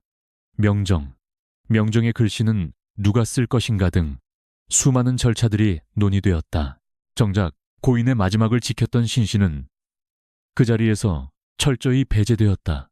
그녀의 역할은 고인의 죽음을 애도하는 상주가 아니라 몰려드는 수백 명의 손님을 먹여 살려야 하는 부엌 대장으로 격화되었다. 슬퍼할 시간조차 주어지지 않는 잔인한 현실이 그녀를 기다리고 있었다. 부엌은 그야말로 전쟁터였다. 솥뚜껑만 한 가마솥이 5개나 걸렸고 그 안에서는 쇠고기 국이 펄펄 끓고 있었다. 돼지 잡는 소리, 도마질 소리, 하인들의 고함 소리가 뒤섞여 귀가 먹먹할 지경이었다.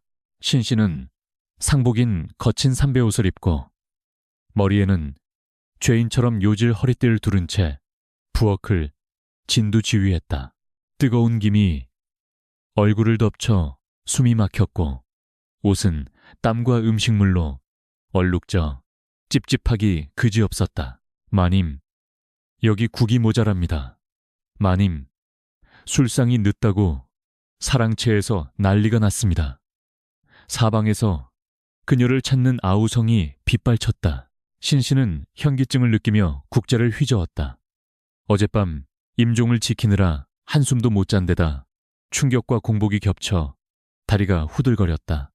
하지만 쉴 틈은 없었다. 호상이 보낸 하인이 달려와 소리쳤다. 상주님께서 드실 죽을 쑤어 올리라 하십니다. 곡기를 끊으셨다. 하나 기운을 차리셔야 하니 정성껏 쑤라 하십니다. 신씨는 헛웃음이 나왔다. 남편은 아침부터 곡을 한답시고 목청을 높이다가 손님이 뜸해지면 뒷방에서 몰래 술과 고기를 먹는 것을 보았기 때문이다.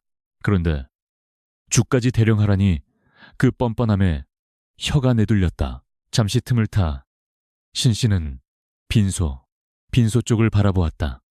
화려하게 꾸며진 제단 위에는 고인의 위패와 함께 향연기가 피어오르고 있었다. 남편 김진사는 굵은 제복을 갖춰 입고 지팡이를 짚은 채 문상객들을 맞이하며 오열하고 있었다. 아이고, 아버님 불효자는 어찌 살라고. 그의 통곡 소리는 너무나도 연기 톤이어서 듣는 이가 민망할 정도였으나 문상객들은 효심이 지극하여 몸을 가누지 못하는 구려라며 혀를 찼다. 신씨는 그 가증스러운 연극을 보며 손에 쥔 행주를 꽉 움켜쥐었다. 이복의 맏며느리, 여기서 멍하니 뭘 하고 있나? 저기 손님들 상에 술이 떨어졌다지 않나? 먼 친척벌되는 시고모가 앙칼진 목소리로 신씨를 타박했다. 그녀는 팔짱을 낀 채 입으로만 지시를 내리고 있었다. 신씨는 죄송합니다, 고모님. 이라고 고개를 숙이고 서둘러 술병을 챙겼다. 그녀에게 이 집안의 친척들은 가족이 아니라 또 다른 시어머니들이었다. 그들은 일손을 돕기는커녕 음식 맛이 짠해 싱겁네하며 타박하기 바빴다. 오후가 되자 더 많은 손님이 몰려왔다. 개중에는 고인과 일면식도 없는 사람들도 많았다. 그저 공짜 술과 밥을 얻어먹으러 온 뜨내기들이었다. 하지만 호상은 가는 사람 잡지 말고 오는 사람 막지 말라며 그들에게도 푸짐한 상을 내오라고 지시했다. 그 인심 좋은 명령의 대가는 고스란히 신씨와 부엌 식구들의 노동으로 채워져야 했다. 신씨는 쌀떡을 퍼나르며 생각했다. 이 장례식은 누구를 위한 것인가? 죽은 자를 위한 추모인가? 산자들의 과시를 위한 잔치인가? 한 번은 신씨가 제사상에 올릴 과일을 들고 빈소 근처로 갔다가 유림유림의 어른들과 마주쳤다. 그들은 예법을 논하느라 길을 막고 서 있었다. 신씨가 지나가겠습니다. 라고 작게 말하자 그중 한 노인이 불쾌한 듯 눈살을 찌푸리며 혀를 찼다. 어허, 어디 여인네가 신성한 빈소 앞을 가로지르려 하는가? 부정, 타계시리. 신씨는 모멸감에 얼굴이 화끈거렸다. 시아버지의 대소변을 받아내고 시신을 수습한 손이 이제 와서 부정하다고 배척받는 현실이 기가 찼다. 그녀는 아무 말 없이 뒷길로 돌아가야 했다. 밤이 깊어지자 문상객들의 술자리는 더욱 거칠어졌다. 술에 취한 객들은 큰 소리로 떠들고 웃으며 장례식장이 아닌 술판을 벌였다. 김진사 역시 그들 틈에 섞여 술잔을 기울였다. 자네 이제 부친상도 치렀으니 3년상만 잘 마치면 벼슬길이 열릴 걸세. 친구의 말에 김진사는 슬픈 표정을 지우고 은근한 미소를 띄었다. 그 모습을 본 신씨는 가슴 속에서 천불이 이는 것 같았다. 아버지의 죽음조차 자신의 출세 수단으로 삼는 남편의 속물근성이 역겨웠다. 부엌 한 구석에 쭈그리고 앉아 잠시 다리를 두드리던 신씨에게 하녀가 다가와 울상을 지었다. 마님, 떡이 다 떨어졌습니다. 지금 떡방아를 더 숴야 합니다. 신씨는 눈앞이 캄캄해졌다. 이 밤중에 또다시 떡을 쳐야 하다니. 그녀는 퉁퉁 부은 다리를 억지로 일으켜 세웠다. 그래, 알았다. 쌀을 불려라. 그녀의 목소리는 갈라져 쇳소리가 났다. 육체는 한계를 넘어선 지 오래였지만 정신력 하나로 버티고 있었다. 쓰러지면 안 된다. 쓰러지면 이 모든 비난의 화살이 자신에게 꽂힐 테니까. 떡매를 치는 소리가 쿵쿵 밤공기를 갈랐다. 신씨는 그 소리에 맞춰 자신의 분노를 내리찍었다. 쿵! 이것은 무심한 남편을 향한 분노. 쿵! 이것은 헛된 약속을 한 시아버지를 향한 원망. 쿵! 이것은 자신을 투명인간 취급하는 세상을 향한 저주. 땀방울이 비오듯 쏟아져 삼배옷을 적셨다. 하얗게 피어오르는 떡김 사이로 신씨의 표정은 귀신처럼 창백하고 서늘했다. 새벽녘 잠시 짬을 내어 신씨는 빈소 뒤편 그늘에 섰다. 펄럭이는 만장만장들 사이로 남편의 이름이 크게 적힌 명정이 보였다. 효자 김임임. 그 글자가 도깨비불처럼 번뜩이며 그녀의 눈을 찔렀다. 어디에도 며느리 신씨의 이름은 없었다. 그녀는 이 집안의 그림자였고 그림자에는 이름이 없었다. 그녀는 자신의 거친 손을 내려다보았다. 이 손으로 10년을 바쳤건만 남은 것은 상처와 굳은 살 뿐이었다. 그때 어디선가 맏며느리 또 어디 숨었느냐 하는 호통 소리가 들려왔다. 신씨는 화들짝 놀라 현실로 돌아왔다. 그녀는 옷매무새를 다듬고 다시 부엌으로 향했다. 발걸음을 옮길 때마다 발바닥이 불에 댄 듯 아팠다. 하지만 멈출 수 없었다. 내일이면 발인발인이었고 더 큰 혼란과 고통이 그녀를 기다리고 있었기 때문이다. 예법이라는 이름의 괴물이 그녀의 영혼을 조금씩 갉아먹고 있었다. 발인발인 날 아침, 하늘은 금방이라도 비를 쏟을 듯 잔뜩 찌푸려 있었다. 마당에는 상여가 준비되었고 수백 명의 만장만장 깃발이 바람에 펄럭이며 장관을 이루었다. 김판관의 마지막 가는 길을 배웅하기 위해 고을에 내로라 하는 선비들과 유림들이 모두 모였다. 엄숙하고 장엄한 분위기 속에서 제관이 제문을 읽기 위해 제단 앞으로 나섰다. 신씨는 상주인 남편과 시동생들 뒤편 여인들의 무리 맨 앞줄에 무릎을 꿇고 고개를 숙이고 있었다. 그녀의 심장은 긴장감으로 거칠게 뛰고 있었다. 지난 10년 청춘을 다 바친 그녀의 노고가 이 자리에서만큼은 조금이나마 위로받을 수 있지 않을까 하는 신라 같은 기대 때문이었다. 제관이 목청을 가다듬고 낭낭한 목소리로 제문을 읽어 내려가기 시작했다. 유세차 모년 모월모일. 시작은 고인의 생전 업적과 높은 덕망을 기리는 내용이었다. 문장 하나하나가 유려하고 장중하여 듣는 이들의 심금을 울렸다. 곳곳에서 훌쩍이는 소리가 들려왔다. 신씨는 마른 입술을 축이며 다음 내용을 기다렸다. 이제 곧 남은 가족들의 슬픔과 효성에 대한 이야기가 나올 차례였다. 슬프도다. 하늘이 무심하여 이토록 덕망 높은 어른을 데려가시니 제관의 목소리가 한층 고조되었다. 그러나 다행히 슬하에 지극한 효자가 있어 10년 병환을 하루같이 모셨으니 이는 하늘도 감복할 일이로다. 신씨의 귀가 번쩍 뜨였다. 효자, 그 단어가 나오는 순간 모든 시선이 상주인 김진사에게 쏠렸다. 김진사는 땅을 치며 오열하는 신효출했다. 제문은 계속되었다.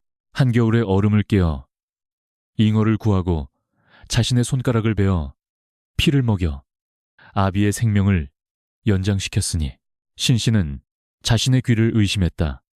얼음을 깬 것은 누구였던가? 손가락을 베어 피를 낸 것은 누구였던가? 잉어를 고아낸 것은 또 누구였던가? 그 모든 것은 신씨 자신이 한 일이었다. 남편은 잉어 비린내가 역하다며 코를 막고 도망쳤고 피를 보는 것이 무섭다며 방 밖으로 나가지 않았던가. 그런데 제문 속에서는 그 모든 피땀 어린 고행이 고스란히 남편의 공로로 둔갑해 있었다. 신씨는 숨이 턱 막혀왔다. 이것은 명백한 도둑질이었다. 그녀의 10년 세월을, 그녀의 희생을 남편이라는 이름 아래 강탈당한 것이다. 제문은 멈추지 않고 김진사에 대한 찬양을 늘어놓았다. 밤잠을 설치며 탕약을 다리고 대소변을 맛보며 병세를 살폈으니 옛 성현의 효행이 이보다 더할 소냐. 신씨의 몸이 부들부들 떨리기 시작했다. 똥오줌을 받아내며 구역질을 삼키던 숱한 밤들이 주마등처럼 스쳐 지나갔다. 남편은 그 냄새가 싫어 사랑방 근처에는 얼씬도 하지 않았다. 그런데 지금 수백 명의 사람들 앞에서 그는 세상 둘도 없는 효자가 되어 칭송받고 있었다. 신씨는 고개를 들어 남편의 넓은 등판을 노려보았다. 그 등은 뻔뻔하게도 그 찬사를 당연한 듯 받아내고 있었다. 이제 남은 유족들은 피눈물을 흘리며 아버님을 보내드리오니 제관은 유족들의 이름을 하나하나 호명하기 시작했다. 신씨는 마지막 기대를 걸었다. 그래, 효자 칭송은 장남의 체면을 위해 양보한다 치자.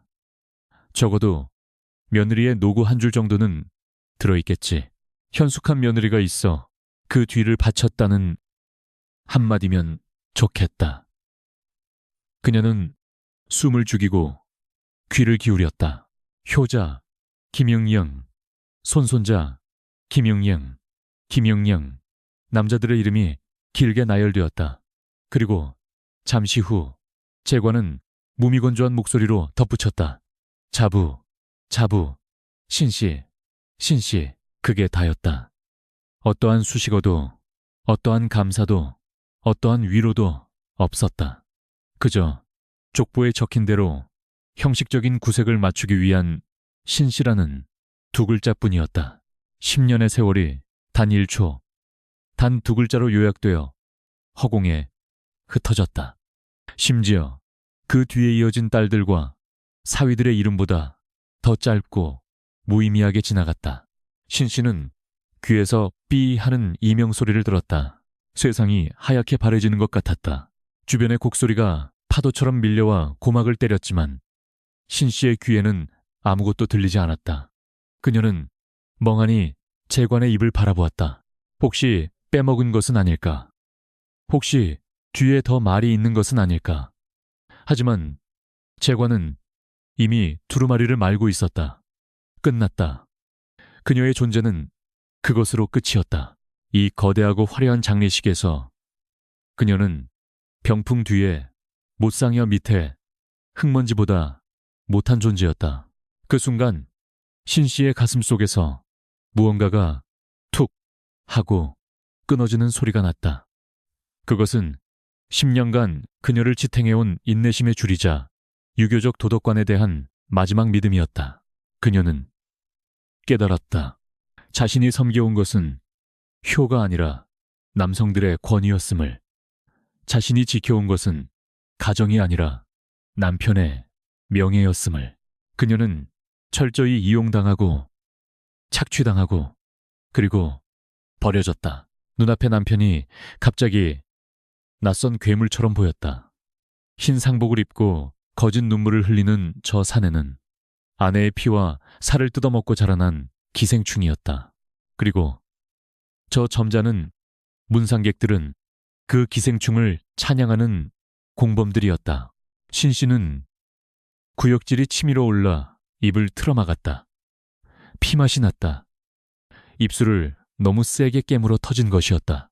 상두꾼들은 상여를 메라 호상의 우렁찬 외침과 함께 요령 소리가 울려 퍼졌다. 이제 가면 언제 오나 어이야. 상여가 움직이자 사람들이 뒤를 따르며 통곡했다. 신씨도 비틀거리며 일어났다. 다리에 감각이 없었다. 그녀는 기계적으로 상여 뒤를 따랐다. 하지만 그녀의 영혼은 이미 그 행렬에서 이탈해 있었다. 상여가 마을 어귀를 지날 때 구경 나온 아낙네들이 수군거리는 소리가 들렸다. 아이고, 김진산의 며느리 좀 봐. 얼마나 고생했으면 뼈만 남았네. 그러게 저 집안 일으킨 건 며느리라던데. 그 작은 속삭임만이 유일한 진실이었으나 그 목소리는 너무 작아서 요령 소리와 남정네들의 거창한 찬사에 묻혀버렸다. 역사에 기록되는 것은 김진사의 효행뿐. 며느리의 헌신은 야사가 되어 바람에 날려갈 운명이었다. 장지로 향하는 산길 신씨는 앞서가는 남편의 뒷모습을 보며 생각했다. 당신의 이름은 돌비석에 새겨지겠지만 나의 이름은 내 가슴속에 묘비명으로 새겨질 것이다. 그녀의 눈빛에서 슬픔이 사라지고 그 자리에 서늘하고 단단한 한 한이 들어찼다. 그녀는 더 이상 울지 않았다.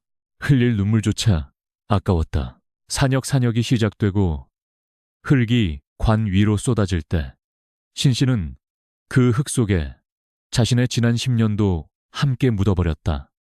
어리석었던 희생, 헛된 기대, 바보 같은 순종, 그 모든 것을 저 차가운 땅 속에 영원히 매장했다.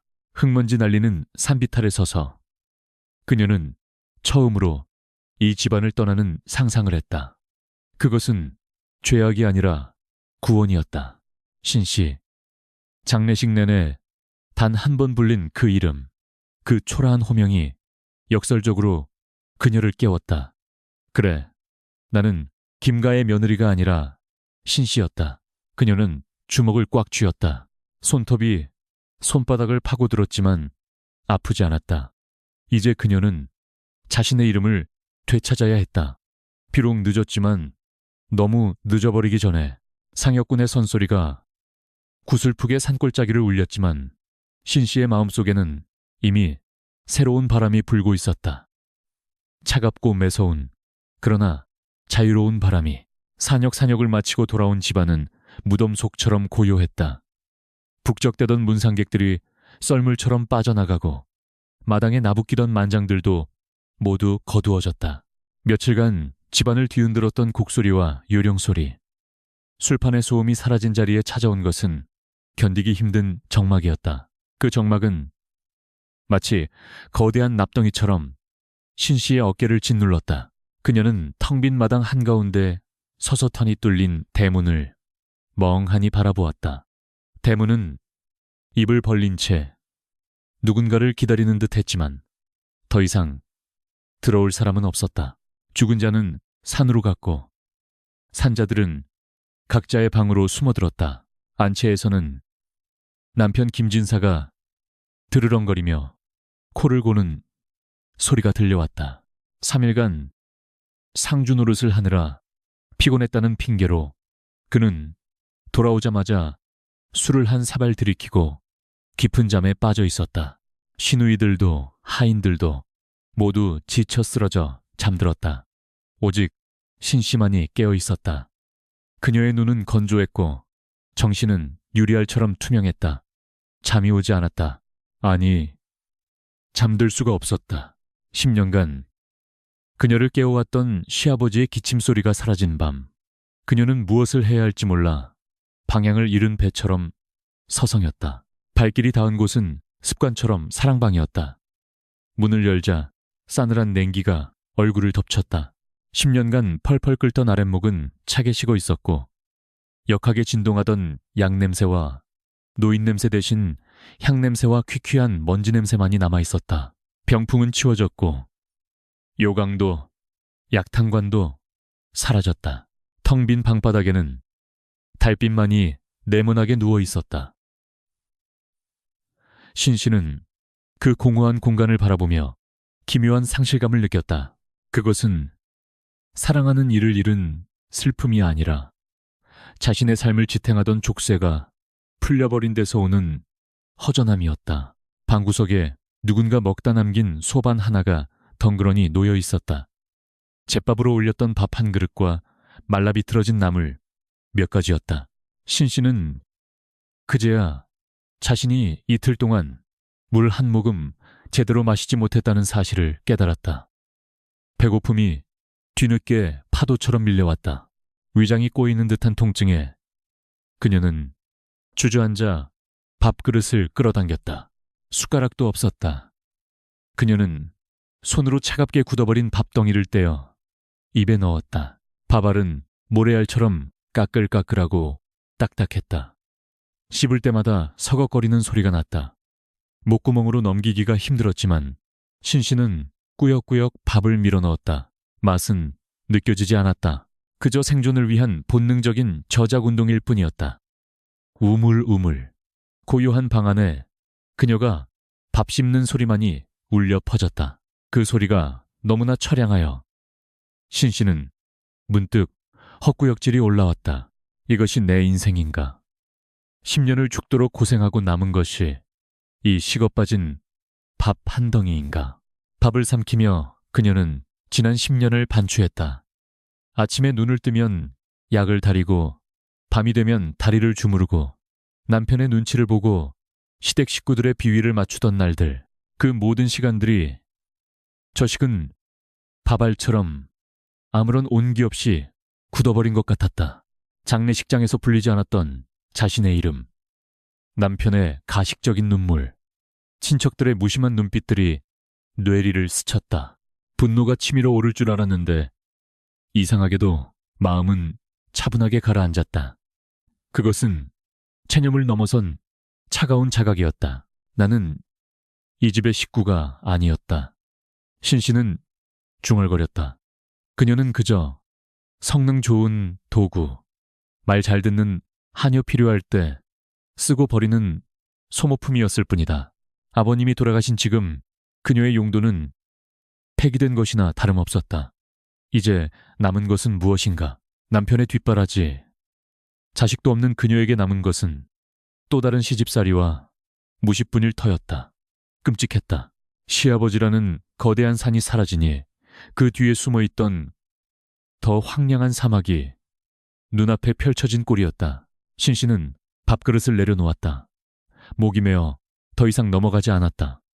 그녀는 방 한가운데 대자로 누워 천장을 올려다보았다. 석가래 사이로 거미줄이 쳐져 있었다. 저 거미처럼 자신도 이 집에 얽매여 꼼짝달싹 못하고 살아왔구나. 하지만 이제 거미줄을 끊을 때가 되었다. 누가 끊어주기를 기다릴 것이 아니라 스스로 끊어야 했다. 손을 들어 달빛에 비추어 보았다. 거칠고 투박한 손. 하지만 아직 힘이 남아 있었다. 이 손으로 밥을 벌어먹을 수는 있어도 더 이상 남을 위해 희생하고 싶지는 않았다. 고생했다. 신씨야. 그녀는 처음으로 자신을 위로했다. 남편도 시아버지도 해주지 않았던 말을 스스로에게 건네자 눈가에 고였던 눈물이 뺨을 타고 흘러내려 귓바퀴로 스며들었다. 그것은 슬픔의 눈물이 아니라 묵은 때를 씻어내는 정화의 물이었다. 그녀는 자리에서 일어났다. 다리에 힘이 들어갔다. 방을 둘러보는 그녀의 눈빛이 달라져 있었다. 더 이상 주눅든 며느리의 눈이 아니었다. 그녀는 구석에 놓인 걸레를 집어들려다 멈칫했다. 습관처럼 청소를 하려던 손을 거두었다. 아니, 이제 안 한다. 그녀는 걸레를 바닥에 툭 떨어뜨렸다. 먼지가 피어올랐다. 이 방의 먼지는 이제 남편이 닦든 시누이가 닦든 아니면 영원히 쌓이든 상관할 바가 아니었다. 신씨는 방문을 열고 마당으로 나왔다. 새벽 공기가 차가웠지만 상쾌했다. 밤하늘에는 별이 총총히 박혀 있었다.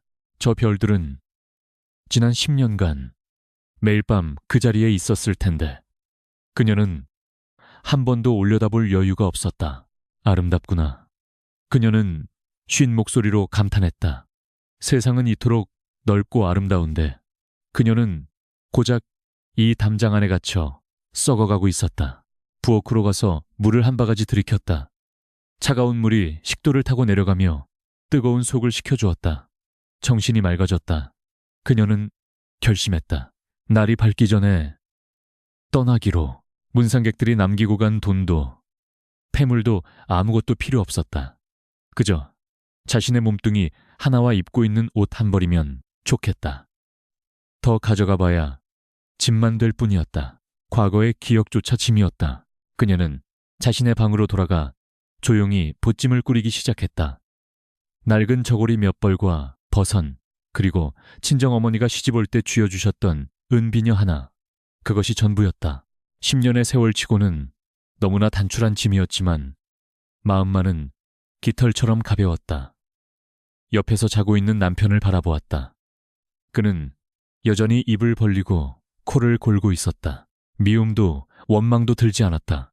그저 길가에 굴러다니는 돌멩이처럼 무가치하게 느껴질 뿐이었다. 잘 있거라. 내 다시는 돌아오지 않으리라. 신씨는 속으로 작별을 고했다. 남편에게 남기는 편지 따위는 쓰지 않았다. 그럴 가치조차 없었으니까. 가치 줬다. 민둔 그녀는 보찜을 메고 신발을 신었다. 신발코가 달아 있었지만 새로운 길을 걷기에는 충분했다. 마지막으로 뒤를 돌아보았다. 어둠 속에 잠긴 기와 집이 거대한 무덤처럼 보였다. 그녀는 그 무덤에서 걸어 나오는 부활한 영혼이었다. 그녀의 발걸음은 소리 없이 그러나 단호하게 대문을 향했다. 식어빠진 밥 한 그릇이 그녀에게 준 마지막 깨달음. 그것은 살아야겠다는 의지였다. 남을 위해서가 아니라 온전히 나 자신을 위해서. 새벽 안개가 자욱하게 내려앉은 인시인지. 새벽 사모시 세상은 아직 깊은 잠에 빠져 있었다. 김판관 댁의 높은 담장 안도 숨죽인 듯 고요했다. 신씨는 제 몸집만 한 보찜을 어깨에 메고 신발을 신었다. 닳고 다른 집신이었지만 발에 닿는 느낌은 그 어느 때보다 단단했다. 그녀는 뒤를 돌아보지 않고 방문을 닫았다. 드르륵 하는 문소리가 유난히 크게 들렸지만 술에 절어 잠든 남편은 미동조차 하지 않았다. 그것이 그녀가 본 남편의 마지막 모습이었다. 무심하고 게으르고 타인보다 못한 사내. 마당으로 내려선 신씨는 천천히 걸음을 옮겼다. 발바닥에 닿는 마당의 흙 감촉이 낯설면서도 익숙했다. 10년 동안 수만 번도 넘게 오갔던 마당이었지만 노동을 위한 걸음이 아닌 떠나기 위한 걸음은 처음이었기 때문이다. 부엌 앞을 지날 때 그녀는 잠시 멈칫했다. 검게 그을린 아궁이와 쌓여있는 장작더미가 보였다. 저곳에서 그녀의 청춘이 연기처럼 타올라 재가 되었다. 하지만 이제 그녀는 더 이상 불을 지피지 않을 것이다. 부엌은 그녀에게 감옥이었고 솥뚜껑은 족쇄였다. 그녀는 미련 없이 고개를 돌렸다. 사랑채 앞을 지날 때는 가슴이 서늘해졌다. 돌아가신 시아버지가 누워있던 방, 그곳에서 흘러나오던 기침 소리와 똥오줌 냄새가 환영처럼 코끝을 스쳤다. 하지만 이제 그 방은 비어있다. 그녀를 또 짜매던 효셔라는 이름의 귀신도 사라졌다. 신씨는 사랑채를 향해 마음속으로 짧게 묵내했다. 그것은 존경의 표시가 아니라 지긋지긋했던 인연과의 영원한 결별을 고하는 의식이었다. 안녕히 계십시오. 다시는 뵙지 않겠습니다. 대문 앞에 섰다. 굳게 닫힌 거대한 나무 대문은 마치 이 집안의 권위와 폐쇄성을 상징하듯 위압적으로 서 있었다. 신씨는 심호흡을 한 번 하고 대문을 가로지르는 빗장 문빗장에 손을 얹었다. 차갑고 묵직한 나무의 감촉이 손바닥에 전해졌다. 힘을 주어 빗장을 밀었다. 끼이, 둔탁한 마찰음이 새벽의 정적을 갈랐다. 그 소리가 마치 심장 박동 소리처럼 쿵쿵거리며 귓가에 울렸다. 혹여나 누군가 깰까봐 조마조마했지만 집안은 여전히 죽은 듯 고요했다. 빗장이 풀리고 신씨는 두 손으로 대문을 밀었다. 육중한 문이 신음소리를 내며 서서히 열렸다. 문틈 사이로 희뿌연 바깥 세상이 모습을 드러냈다. 안개 낀 거리, 저 멀리 보이는 산능선, 그리고 끝없이 이어진 길. 담장 밖의 공기는 집안의 공기와 달랐다. 묵은 곰팡이 냄새 대신 차갑고 신선한 흙내음과 풀냄새가 섞여 있었다. 그것은 자유의 냄새였다. 신씨는 문지방을 넘었다. 한 발, 그리고 두 발. 마침내 그녀의 두 발이 온전히 대문 밖의 땅을 밟았다. 그녀는 뒤를 돌아 열린 대문을 바라보았다. 10년 전 꽃가마를 타고 들어갈 때는 다치면 다시는 못 나올 곳이라 생각했었다. 하지만 제 발로 걸어 나오니 이토록 쉬운 것을 저 문은 그녀를 가둔 것이 아니라 그녀 스스로 나갈 용기를 내지 못해 닫혀 있었던 것임을 깨달았다. 열린 대문 안쪽으로 보이는 기와집은 이제 거대한 괴물이 아니라 그저 낡고 초라한 건물 덩어리에 불과했다. 가자. 신씨는 나지막이 내뱉었다. 그녀의 목소리는 떨리지 않았다. 그녀는 옷깃을 여미고 안개 속으로 걸음을 옮겼다. 어디로 갈지는 정하지 않았다. 친정으로 돌아갈 수도 있고 산사로 들어가 비구니가 될 수도 있으며 혹은 태바느질을 하며 홀로 살 수도 있을 것이다. 중요한 것은 어디로 가느냐가 아니라 누구의 의지로 가느냐였다. 이제부터의 삶은 온전히 그녀 신씨 자신의 것이었다. 마을 어귀를 벗어날 즈음 동쪽 하늘이 붉게 물들기 시작했다.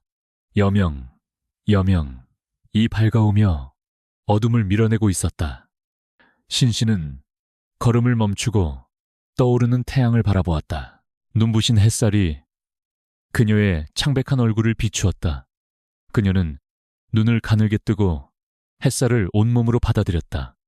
따뜻했다. 시아버지가 약속했던 곳간, 열쇠보다, 남편이 받았다던 효자 정려보다 이 아침의 햇살 한 줌이 그녀에게는 더 값지고 따뜻했다. 저 멀리서 첫 닭이 우는 소리가 들려왔다. 이제 곧 김판관 댁도 잠에서 깰 것이다. 며느리가 사라진 것을 알게 되면 집안은 발칵 뒤집힐 것이다. 밥상은 누가 차리며 제사는 누가 모실 것인가. 남편은 분노하며 그녀를 찾으려 할 테고 시누이들은 욕을 퍼부을 것이다. 하지만 신 씨는 웃음이 났다. 그 혼란은 이제 그녀의 몫이 아니었다. 그들이 지지고 볶든 굶어 죽든 그것은 통쾌함이 가슴 밑바닥에서부터 차올랐다. 바람이 불어와 그녀의 치맛자락을 흔들었다. 신 씨는 보찜을 고쳐매고 다시 걷기 시작했다. 그녀의 발걸음은 점점 빨라졌고 나중에는 춤을 추듯 가벼워졌다. 안개가 걷히면서 길이 선명하게 드러났다. 안개가 그렁민 그 길 위에는 그 어떤 장애물도 없었다. 그녀는 걷고 또 걸었다. 자신의 이름 석자를 되찾기 위해, 잃어버린 10년을 보상받기 위해, 그리고 다가올 새로운 봄을 맞이하기 위해. 신 씨의 뒷모습이 점점 작아져 길 끝의 빛 속으로 사라져갔다. 그녀가 떠난 자리에는 아무런 흔적도 남지 않았다. 오직 활짝 열린 대문만이 텅 빈 입을 벌린 채 주인을 잃은 집의 몰락을 예고하고 있을 뿐이었다. 이야기는 여기서 끝난다. 하지만 신 씨의 진짜 이야기는 바로 지금부터 시작이다.